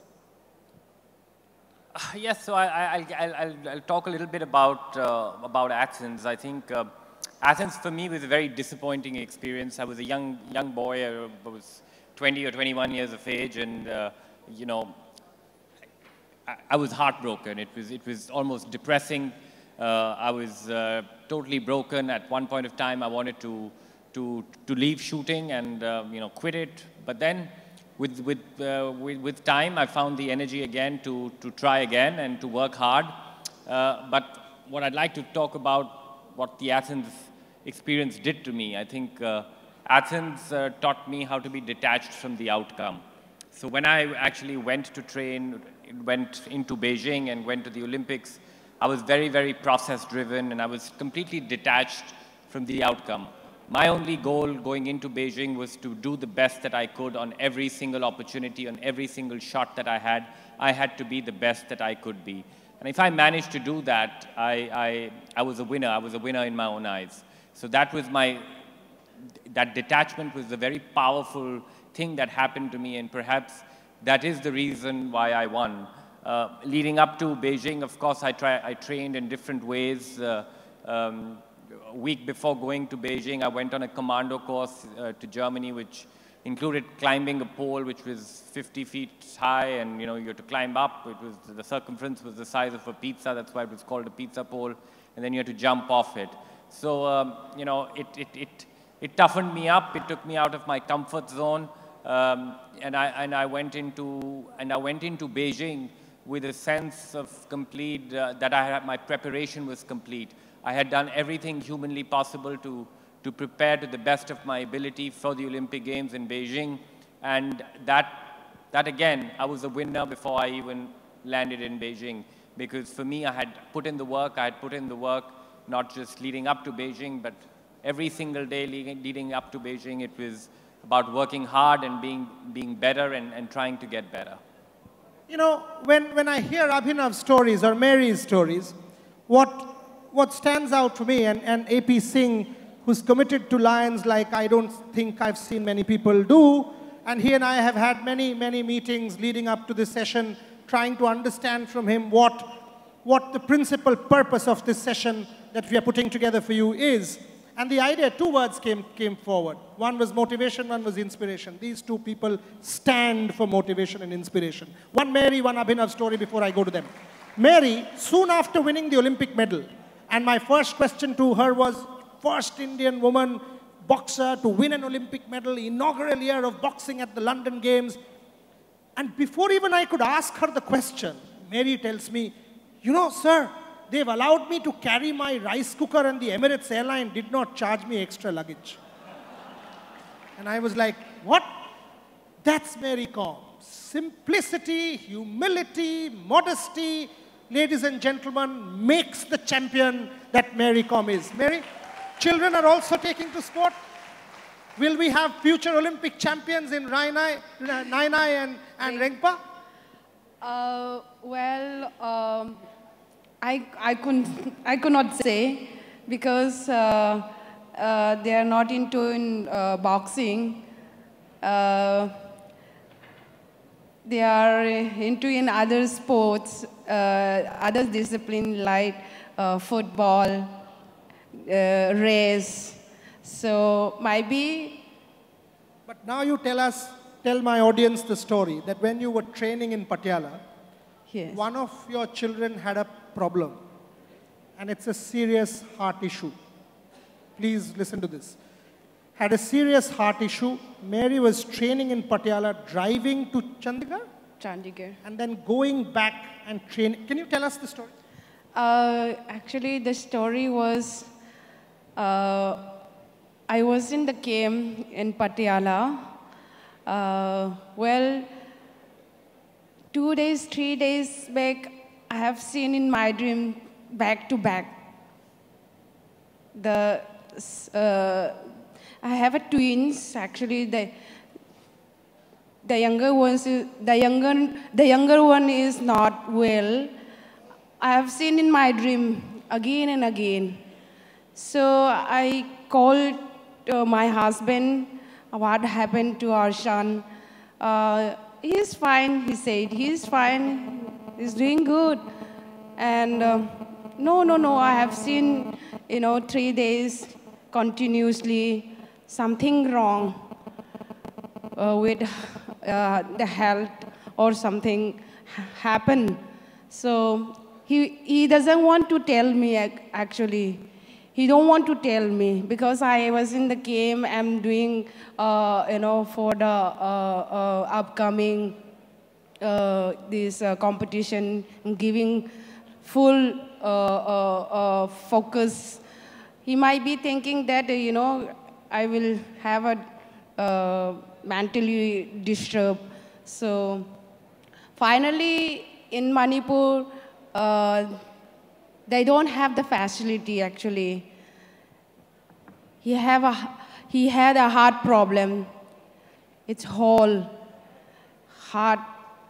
Actually, we have to immediately do surgery. And he bring to this Chandigarh.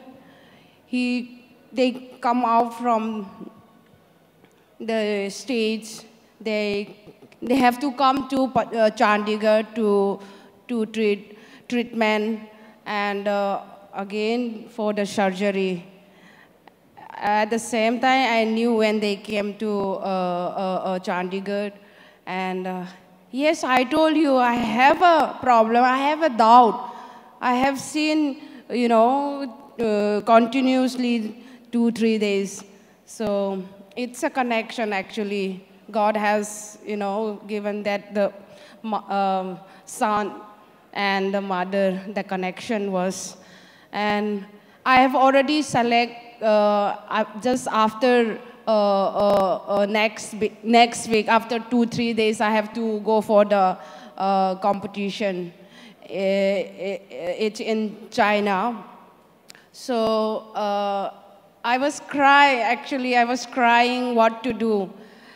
We have a short financial also, and what should I do?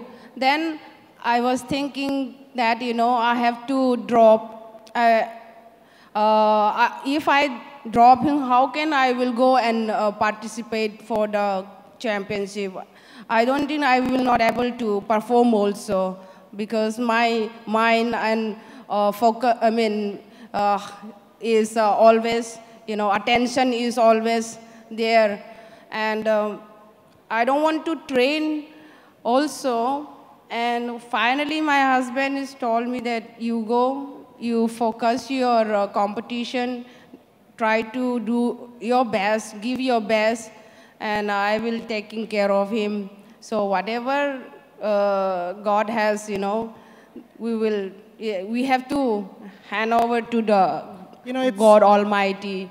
Mary, it's not the Mary Com story, it's the team Mary Com story. Onla, Mary's husband, is as much part of this story, ladies and gentlemen. She goes and wins a medal for India in China. Now, if that is not folklore, if that is not passion, if that is not inspiration, if that is not motivation, if that is not being a true Indian patriot, I don't know what nationalism is all about. Now, to my favorite story, Abhinav Bindra keeps telling and keeps talking about, before that, we as a country wake up 6 months before an Olympic Games, 6 months, and say, hey, why are we winning 2 medals and not 25? 6 months after the Olympic Games, the lament is there, multiple committees are formed, the government has woken up, the Prime Minister talks about it, everyone forgets for 3.5 years. Abhinav's message, motto, which is scripted on the wall of his center in Chandigarh, says, the Olympic Games, not every day. Olympic Games is every day, not every 4 years.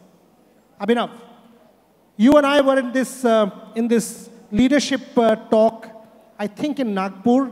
We were sitting together. It was about a year before Rio. And all of a sudden, I could see your hand shake. Every bit of what I'm telling you is true. It's now partly documented in his autobiography, more because he doesn't want to reveal the truth to the world and, in his words, get any sympathy whatsoever. His hand started to shake. And I just looked at him and said, what's happening? What's happening to you? And he was a little awkward, a little apprehensive, and he said, I've told you before, I've had this nerve issue. Now imagine this, 1 year later, the Rio Olympic Games, here's your best shooter who has a nerve problem, epilepsy in blunt terms, who makes the final at Rio and makes it to the tiebreak, losing by 0.1. How on earth is it possible? How is it possible for someone who has this issue to make an Olympic final? Your challenges and the story. Well, it was obviously extremely challenging because at that point of time of my life, I was completely unsure of my own self, unsure about what the next moment would bring to me. And you know, shooting to me was almost a very positive distraction. It was something which became even more important to me in my life because it got me structure. It got me a way to not sit down and pity myself for whatever is happening, but to try and work towards finding a way out. So, you know, I was very determined. I went world over to find the best possible solution for my medical issue. I went to the best doctors in Germany. I was under severe medication, which was very, very difficult because the medication had several side effects. You know, it made me extremely tired, fatigued. I lost my sense of balance, which is critical in shooting.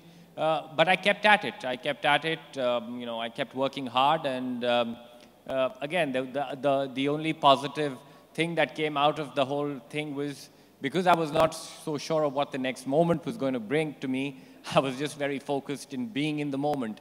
And that was something which was very, very important to me in my sport. To remain focused in the moment, not look ahead, not look back, but just try and be the best that I could be. It was in the 2014 Commonwealth Games. A week prior to going to Glasgow, I didn't even know that I would be in a position to travel. But I made the effort, I traveled, and I actually won the competition, which had a... Your first Commonwealth gold, It was right? my first individual Commonwealth Games gold medal, which was good. And then Rio happened, and I'm extremely proud of what I did in Rio to come up to you know, face these personal challenges, yet be one of the best in the world. When Rio came, I don't think my problem was handled efficiently. And, you know, I finished fourth at the Olympic Games in Rio. I finished fourth not because of my epilepsy or I had my hand shaking.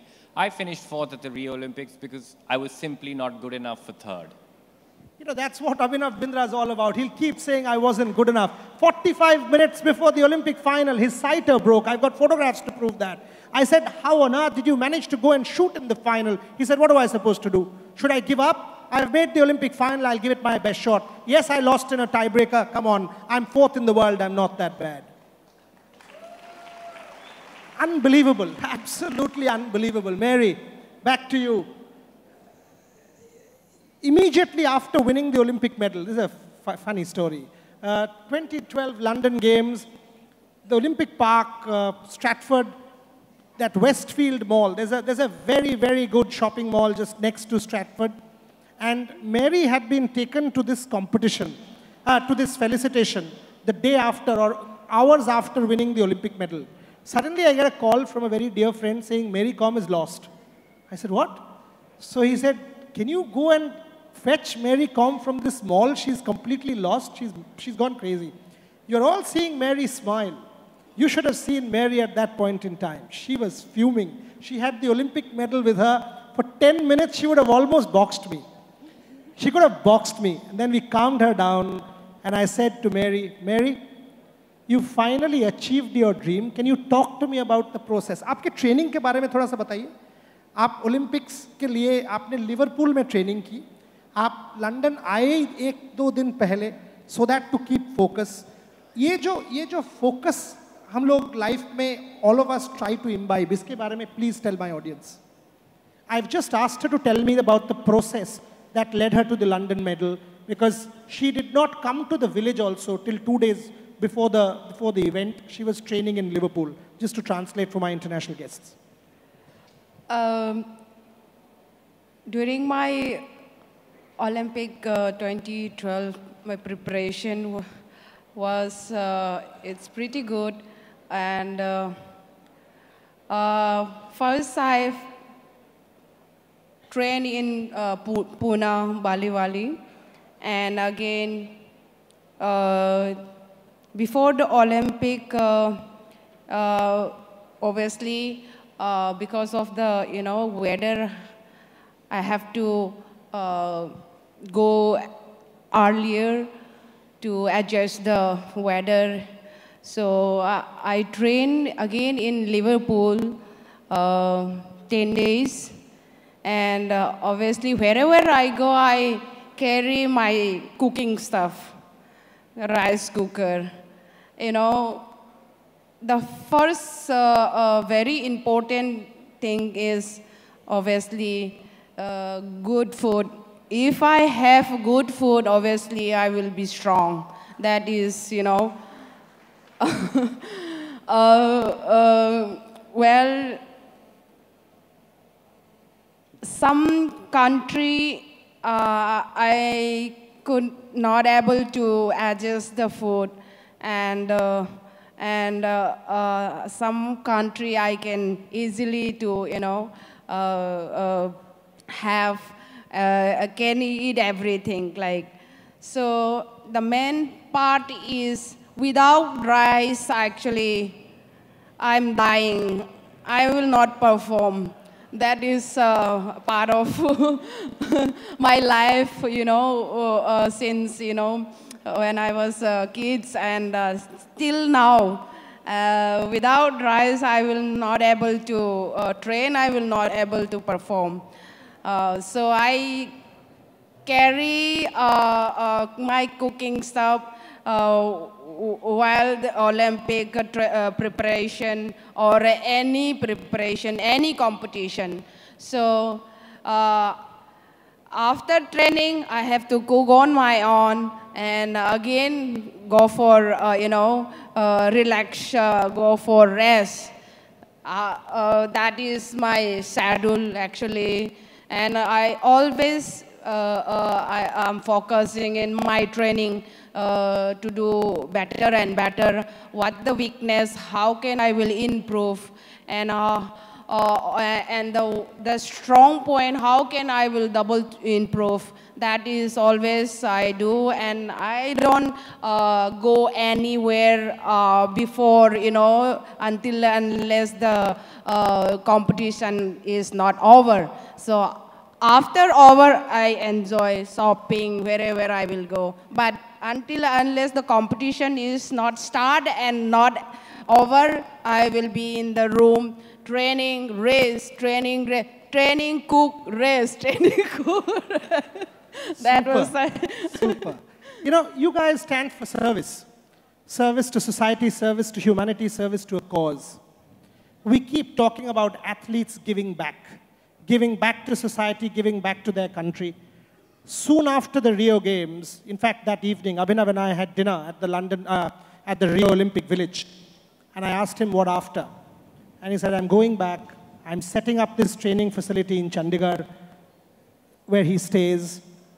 It's a high-performance training facility, and I was telling Mary, you must visit. And that facility, ladies and gentlemen, is free for all Indian elite athletes. Now, that's what is all about service. Abhinav, I've got to do this. I know you don't like this. I know you don't like this, but I've got to do this. How many of you know Abhinav actually lost a tiebreak in Rio by 0.1? And I wanted to understand for my own self, as a historian of sport, someone who studied sport for the last 30 years, I wanted to understand what 0.1 stands for. Ma'am, can you take out a strand of your hair? This is what Abhinav made me do. Yes, ma'am. Aruna Oswal. Can you take out a strand of your hair? Is it possible? If Aruna ji takes out a strand of her hair, one strand of hair, anyone, one strand of hair. Okay, fair enough, one strand. Can anyone at the back, let's take it 10 meters. Yes, sir. Yes, sir. Stand up. Come on, stand up. Can you see if Aruna ji, no, the gentleman there. If Aruna ji takes out a strand of hair, can you see it from there? Can you see it? You can't. Is anyone there? Can you see a strand of hair? You can't? Abhinav lost his Rio medal by half of that, the tip. That is what the difference was between fourth position and that Olympic medal. And to hold his own after that and tell me, look, it's no big deal. I wasn't good on that day. Put your hands together for Abhinav Bindra. Abhinav. I mean, I really, every time you and I talk, I think about that moment. We were crying, the whole Indian contingent in that Olympic hall. These people serve society. It's about leadership. How does one overcome an adversity like that?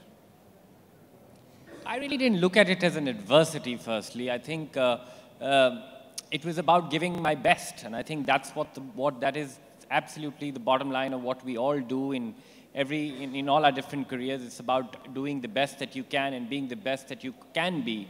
And that's what I did going into Rio. I worked really hard. My preparation was superb. I'd done everything possible to prepare for the event to the best of my ability. And in sport, you cannot you cannot predict the result.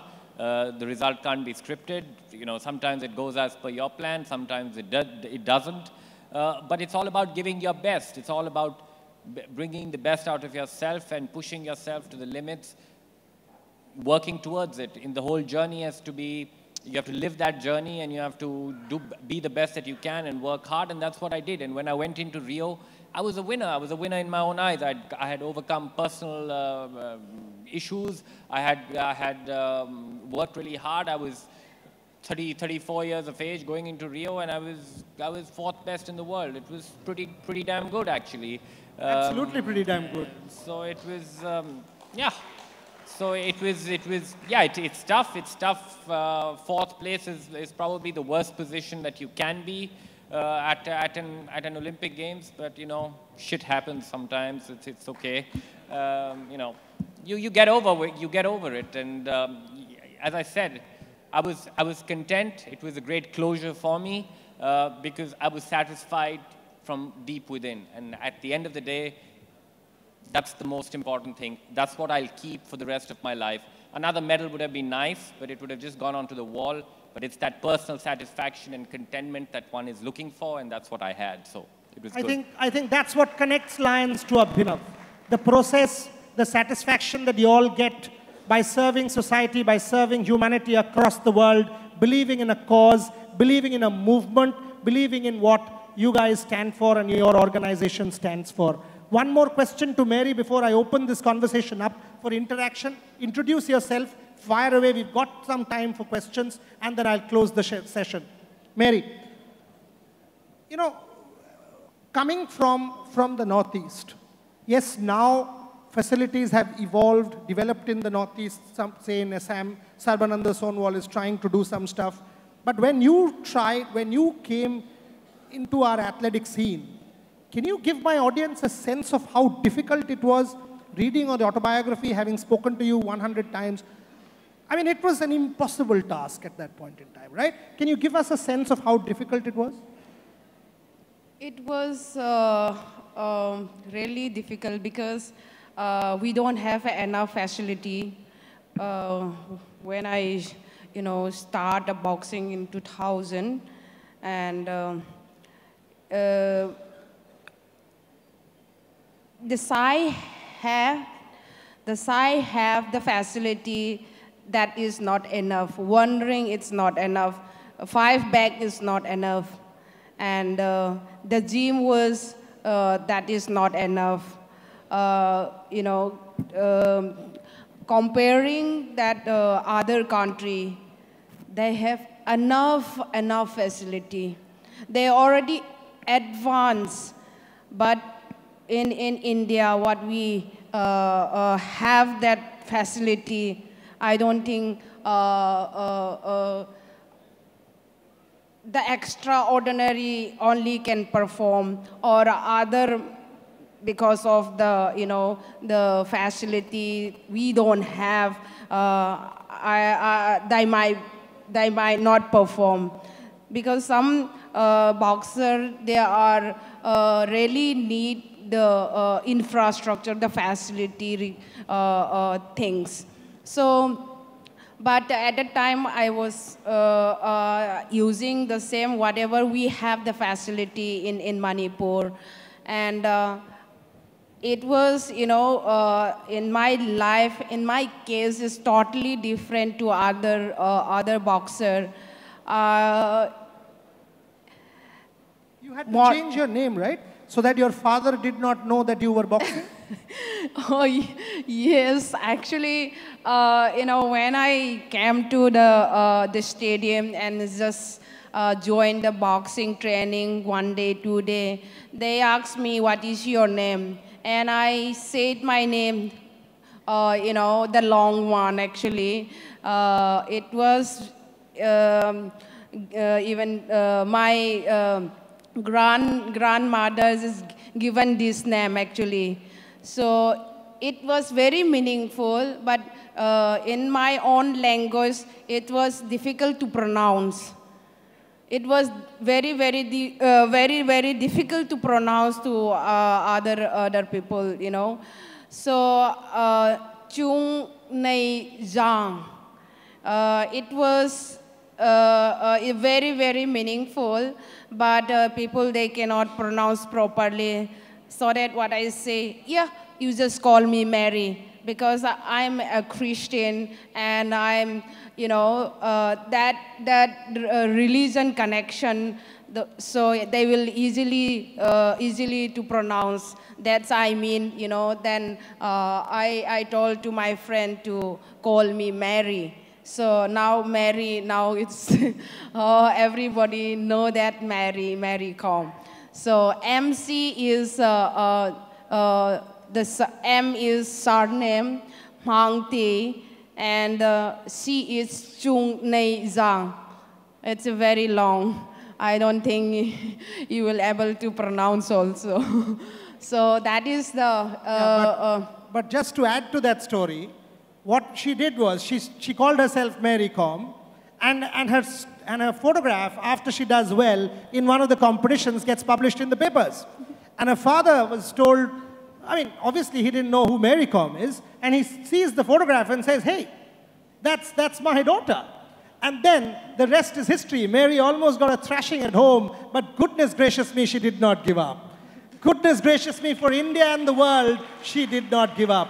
I think I will do a 2-minute sum up, but that's at the end. Let's take a few questions for two living legends of Indian sport, Abhinav Bindra, Mary Com. Questions, please, ladies and gentlemen. I see a hand there. Can I have a microphone there, please, from one of our volunteers? Yes. Yes, ma'am. Be direct so that we can take more. Yeah, I'm Mona Sheth. My question is for Mary Com. We wish you a very long and healthy life. But as a mother of young children, aren't you ever scared to get hit at the wrong place and put yourself into trouble? Are you ever scared when you are in the ring? Are you ever scared in the ring? When I represent, state level and the first international level, it was in 2001. And that is the Asian Championship in Bangkok. Definitely I was scared, actually. First, my experience was, I was fighting in a 48 category. I don't have the muscle, actually. My opponents, oh my God. When I saw the body, the muscle bicep, I was scared what I'm going to do. Then the first round, I unable to, fought very well because of that. I don't have the experience and the confidence. And since first round and the second round and my first international, yes, I lost that the match, the Asian Championship, and. That is obviously I scare. After that, then I never scare. Fantastic. Thank you. You are an inspiration to all of us. Thank you, ma'am. More questions? I see a hand there. Microphone there, please. Here. Where? Whoever's got the microphone, fire away. Here is the microphone. Okay, go for it. There, in the right. Yeah, go for it. Yeah. I am Lion Verma, District Governor 316A. My question, both of you, Abhinav and Mary, you are happy that living in India, you are producing. But what is your future course? You can improve some more further. You can produce some more Abhinav Bindra and Mary Com. What responsibility you will take for India? That what is your future of this India, that sports, what responsibility you can take? you can produce further. That is what is your role in India. That is my request, both of you. Role in India going forward to nurture athletes is what I got from the question. Well, firstly, I did take some responsibility and actually gave my life to sport, for Indian sport for 22 years of my life. So I did shoulder some responsibility. Going further, I've set up these high-performance training centers. I have one in Chandigarh, one in Delhi, and one in Bangalore. And it's about bringing the whole concept of sports science into India. It's the whole idea of integrating the best practices in the world and bringing technology into training, which is world class. This is something which has been a very big missing link in the athletes' preparation in India, and I hope it's a small way of bridging that gap. I'm quite confident that it will help different athletes and have exposure to these facilities, which will help them improve and train better, train with more quality, train smarter, which I hope at the end of the day will help them in their performance and will better them in their respective sports on the field of play. You know, as Mary said, sir, that he also, in fact, when we were talking backstage, she wants to go and train in Abhinav's center. She wants to use the facilities. The facilities that she was talking about has been bridged by Abhinav. I'll take two more questions. With your permission, sir, I'll give two others a chance so that, you know, we get more questions in. Sir, I'm SP Bhatt. My question to Abhinav. As you say that you are opening so many academies and you are representing in other ways also, are you going to represent India further in Olympics or joining politics? No, sir. It's a no to both questions. I'm too old for competition and more. There are many young people in India who are good, and it's time to give my place to them. I'm sure they'll carry forward the whole legacy we have in our sport in air rifle shooting. As far as politics is concerned, I'm too thin-skinned to even attempt, so I'm not even going to try. Yes, sir. Rather difficult question. Are you both happy with the support you got from Government of India and state government? If yes, how? If no, why? And would you advise the new minister who has been a sports person himself that all your help is available to develop more and more sports people in our country? So there's press here. You expect a politically correct answer or a candid answer? That's why I said it's a tough question, but I want an honest answer. Go for it. Who wants to go for it? Abhinav, go for it. Well, I think the government of India is playing its part. You know, I think we have a lot of schemes in place which are excellent on paper. It's about delivery. It's about execution. It's about how efficiently our system works for the athlete, how the interventions are done on a daily basis, how efficiently and how quickly they're able to do that. In my career, the government did help in many ways. Most of the support came through after I had won the gold medal at the Olympics, which is quite typical in everything in India, let's not just single out sport, I think, but the lesson is and the message is that we have to ensure that support infiltrates down to the grassroots. At the moment, there is plenty of support for the elite athletes. I think a lot of money is spent. I think money is not a problem for the elite, but the reality is that that support has to infiltrate down to the grassroots level. We have to ensure that our young kids have access to the best infrastructure, to the best coaching, to the best know-how, right when they are starting out, because only when they have a good, strong foundation will they be able to sustain performance and actually perform at the Olympic levels where there's immense pressure. And when there is immense pressure, you know, your weakest link comes to the fore. So the foundation has to be extremely, extremely strong. As far as advising the minister, you know, I'm always open to it. Whatever help is needed from my side, I've always been open to it. Post my retirement, I've spent a majority of my part of my life sitting in different government committees and trying to contribute, and hopefully it makes a difference. The last question, Mr. Luthra, before I close the session. I guess it's on.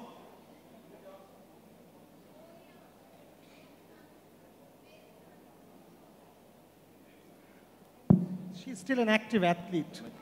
Abhinav, let me first thank you that you had associated yourself with our diabetes campaign. Let me, the House should know that you helped us a lot for that diabetic campaign.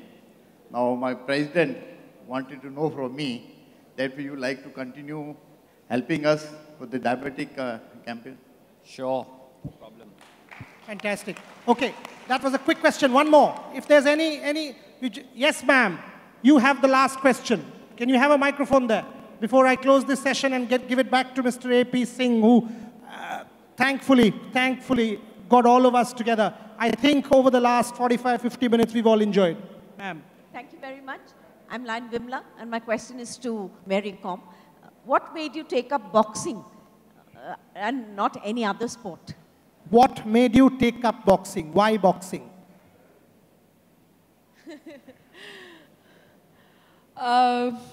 When I was a kid, actually, I love to play. I really love to play every discipline. I do.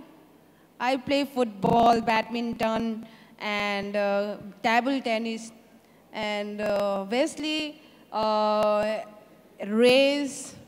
I was starting my sports career in the schools only. I start my career, the sporting is only in school. And even in the school, they don't have boxing facility. And why I took a boxing? Because I have a lot of challenge. Like my father is using me as a boy.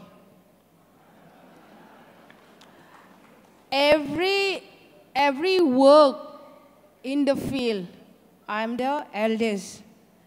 I have to go and help him. You know, in the field, men's work, women's work, I do that, both I help my mom and dad. So that the boys, always my friends, they always talking about me that how can you do that, the boys' work? How can you go in the field? That's the question. And that is a challenge. It's, come true from that only. And they're trying to always, trying to defeat me. Even the race, we have some sports in the village. So I compete them. I beaten them always, even the race, every games. So that is the challenge I have, took, and why only men can? Why women not can? That is the question. Fantastic. Thank you very much. Thank you very much. Thank you, Mary. We salute both of you. We salute both of you. And you have been a great Come again? I said we salute both of you. And you've Okay, been she a says great we fighter. salute both of you. Okay, got it. Yes, thank you. Just to close the session, 1 minute. In London, Sebastian Coe was the chairman of the organizing committee. And we remember a meeting in the main press center of the Olympic Games. The main press center is where international press of 29,500 people come and file their stories. And we are always marginalized coming from India because we've won hardly anything at the Olympic Games. This was London 2012. We were filing our stories, and there was a dispute going on about use of certain facilities. And the next day was Mary Com's event. So I remember Sebastian Coe came in, and there was a furious argument going on between Indian journalists and some others. And he came and he said, "What's the problem?" And we said, "There's a problem, this. So he said, and why can't you guys wait for a little time?" And we said, "Oh, we've got a massive event coming up for our country tomorrow. We've won 1 medal so far. I think we will win another." And he said, "Whose event is it? What event is it?" And we said, "It's boxing." is it about MC Mary Kom? And he said, yes. And the answer still reverberates in my ears. He said, she's the poster girl of the London 2012 Games. Go for it. So Mary Kom, not an Indian superstar, but a global superstar. My final story about Abhinav Bindra. At the Rio Games, once again, it happens to be the main press center, and we were fighting about India being a cricket-obsessed country. And I said, who says so? And a couple of Latin American journalists turned and said, oh, but your country has never even won an Olympic gold.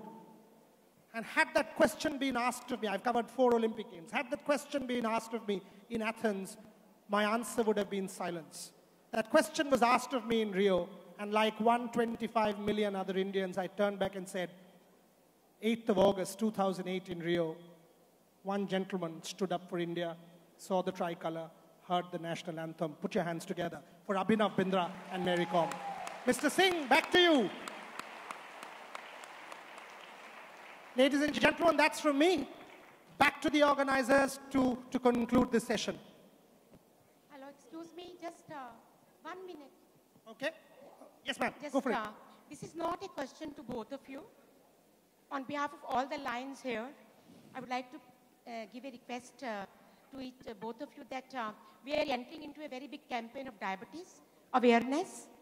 And as you are given a lot of glory to India, both of you, so we want to request you to become our brand ambassadors for that campaign of diabetic awareness. From all the lions from here, we are requesting you, both of you. So will you please accept our invitation to become brand ambassadors for this campaign of diabetes awareness, which is a need of the hour, globally also, India also. So can we have assurance from you? It's not from me, it's from all the international family and the Lions. Oh, okay, Bindra has already said yes. What about Mary Kom? We're really proud of you.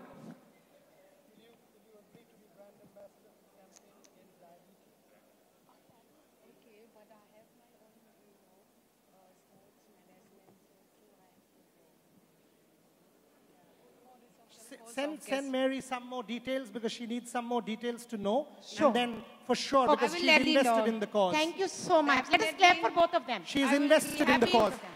Thank you. We are happy. Thank you. She's invested in the cause for sure. Thank you. So on that note, yes, sir, back to you. You want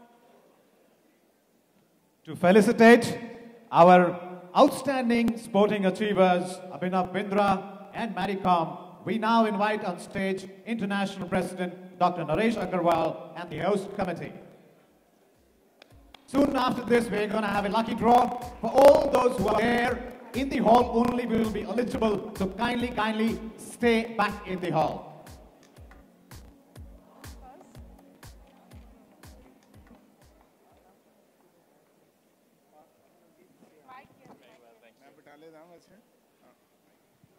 Well, friends, just to tell you and my very respected 2 guests here, this is a replica of a painting.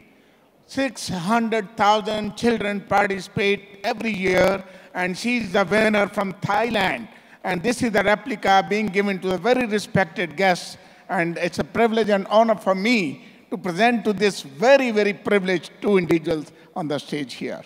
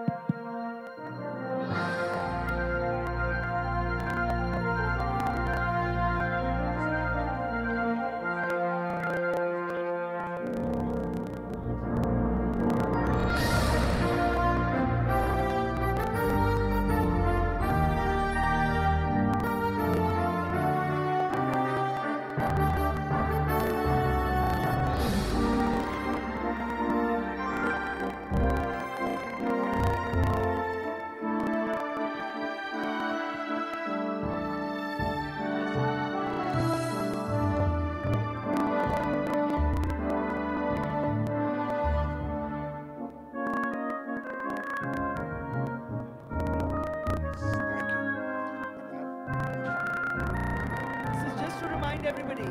Well, friends, excuse me. What a great news, another good news for all of us. These individuals have agreed to be the member of Lion family. You see the happiness? The family of 1.423 million. Thank you, Abhinav. Thank you, Mary. You see how happy they are. We'll have you be remembered in the Manipur Club, and he in Chandigarh, and you in Kolkata, Majumdar. Thank you very much for joining us and accepting our request. Thank you very much. We will have a lucky draw at the end of the session. So those who are in the hall will only get the awards.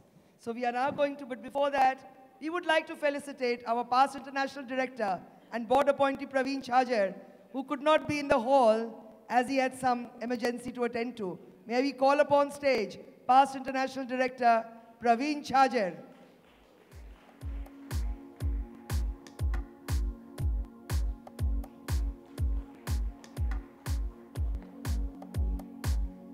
And now, Lions, we go in for the lucky draw, which we have been waiting for. I would like to invite on stage Rekha Shah, the sponsor. And the prize is going to be a limited edition Mont Blanc pen. Can we have Rekha Shah on stage, please?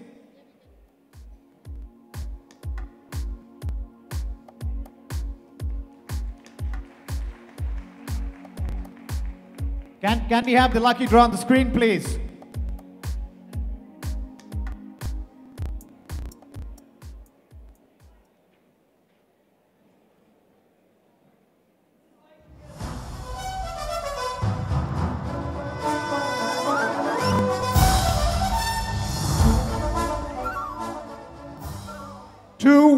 Nine.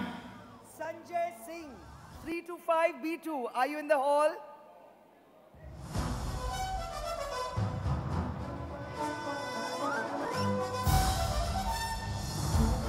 No? Okay. The next draw, please.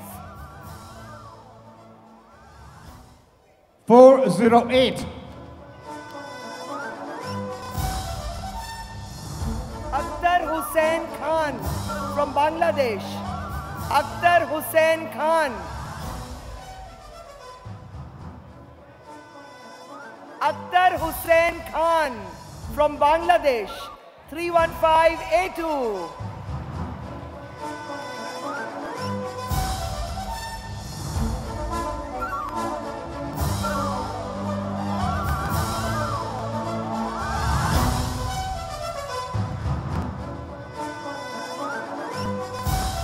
Prize is a Mont Blanc limited edition pen, sponsored by Rekha Disha. Thank you, Lions. We break for lunch, and the color codes remain the same. If you are yellow, you go to Pan Asia for lunch. Those with the white band go to Sundarbans. The green bands take the escalator and move to Pala. The red bands will eat on the pool side, while the blue bands will go to the Eden Pavilion Lounge opposite the coffee shop. We meet here at 2:30 sharp for the second plenary session. Please enjoy your meal. Thank you very much.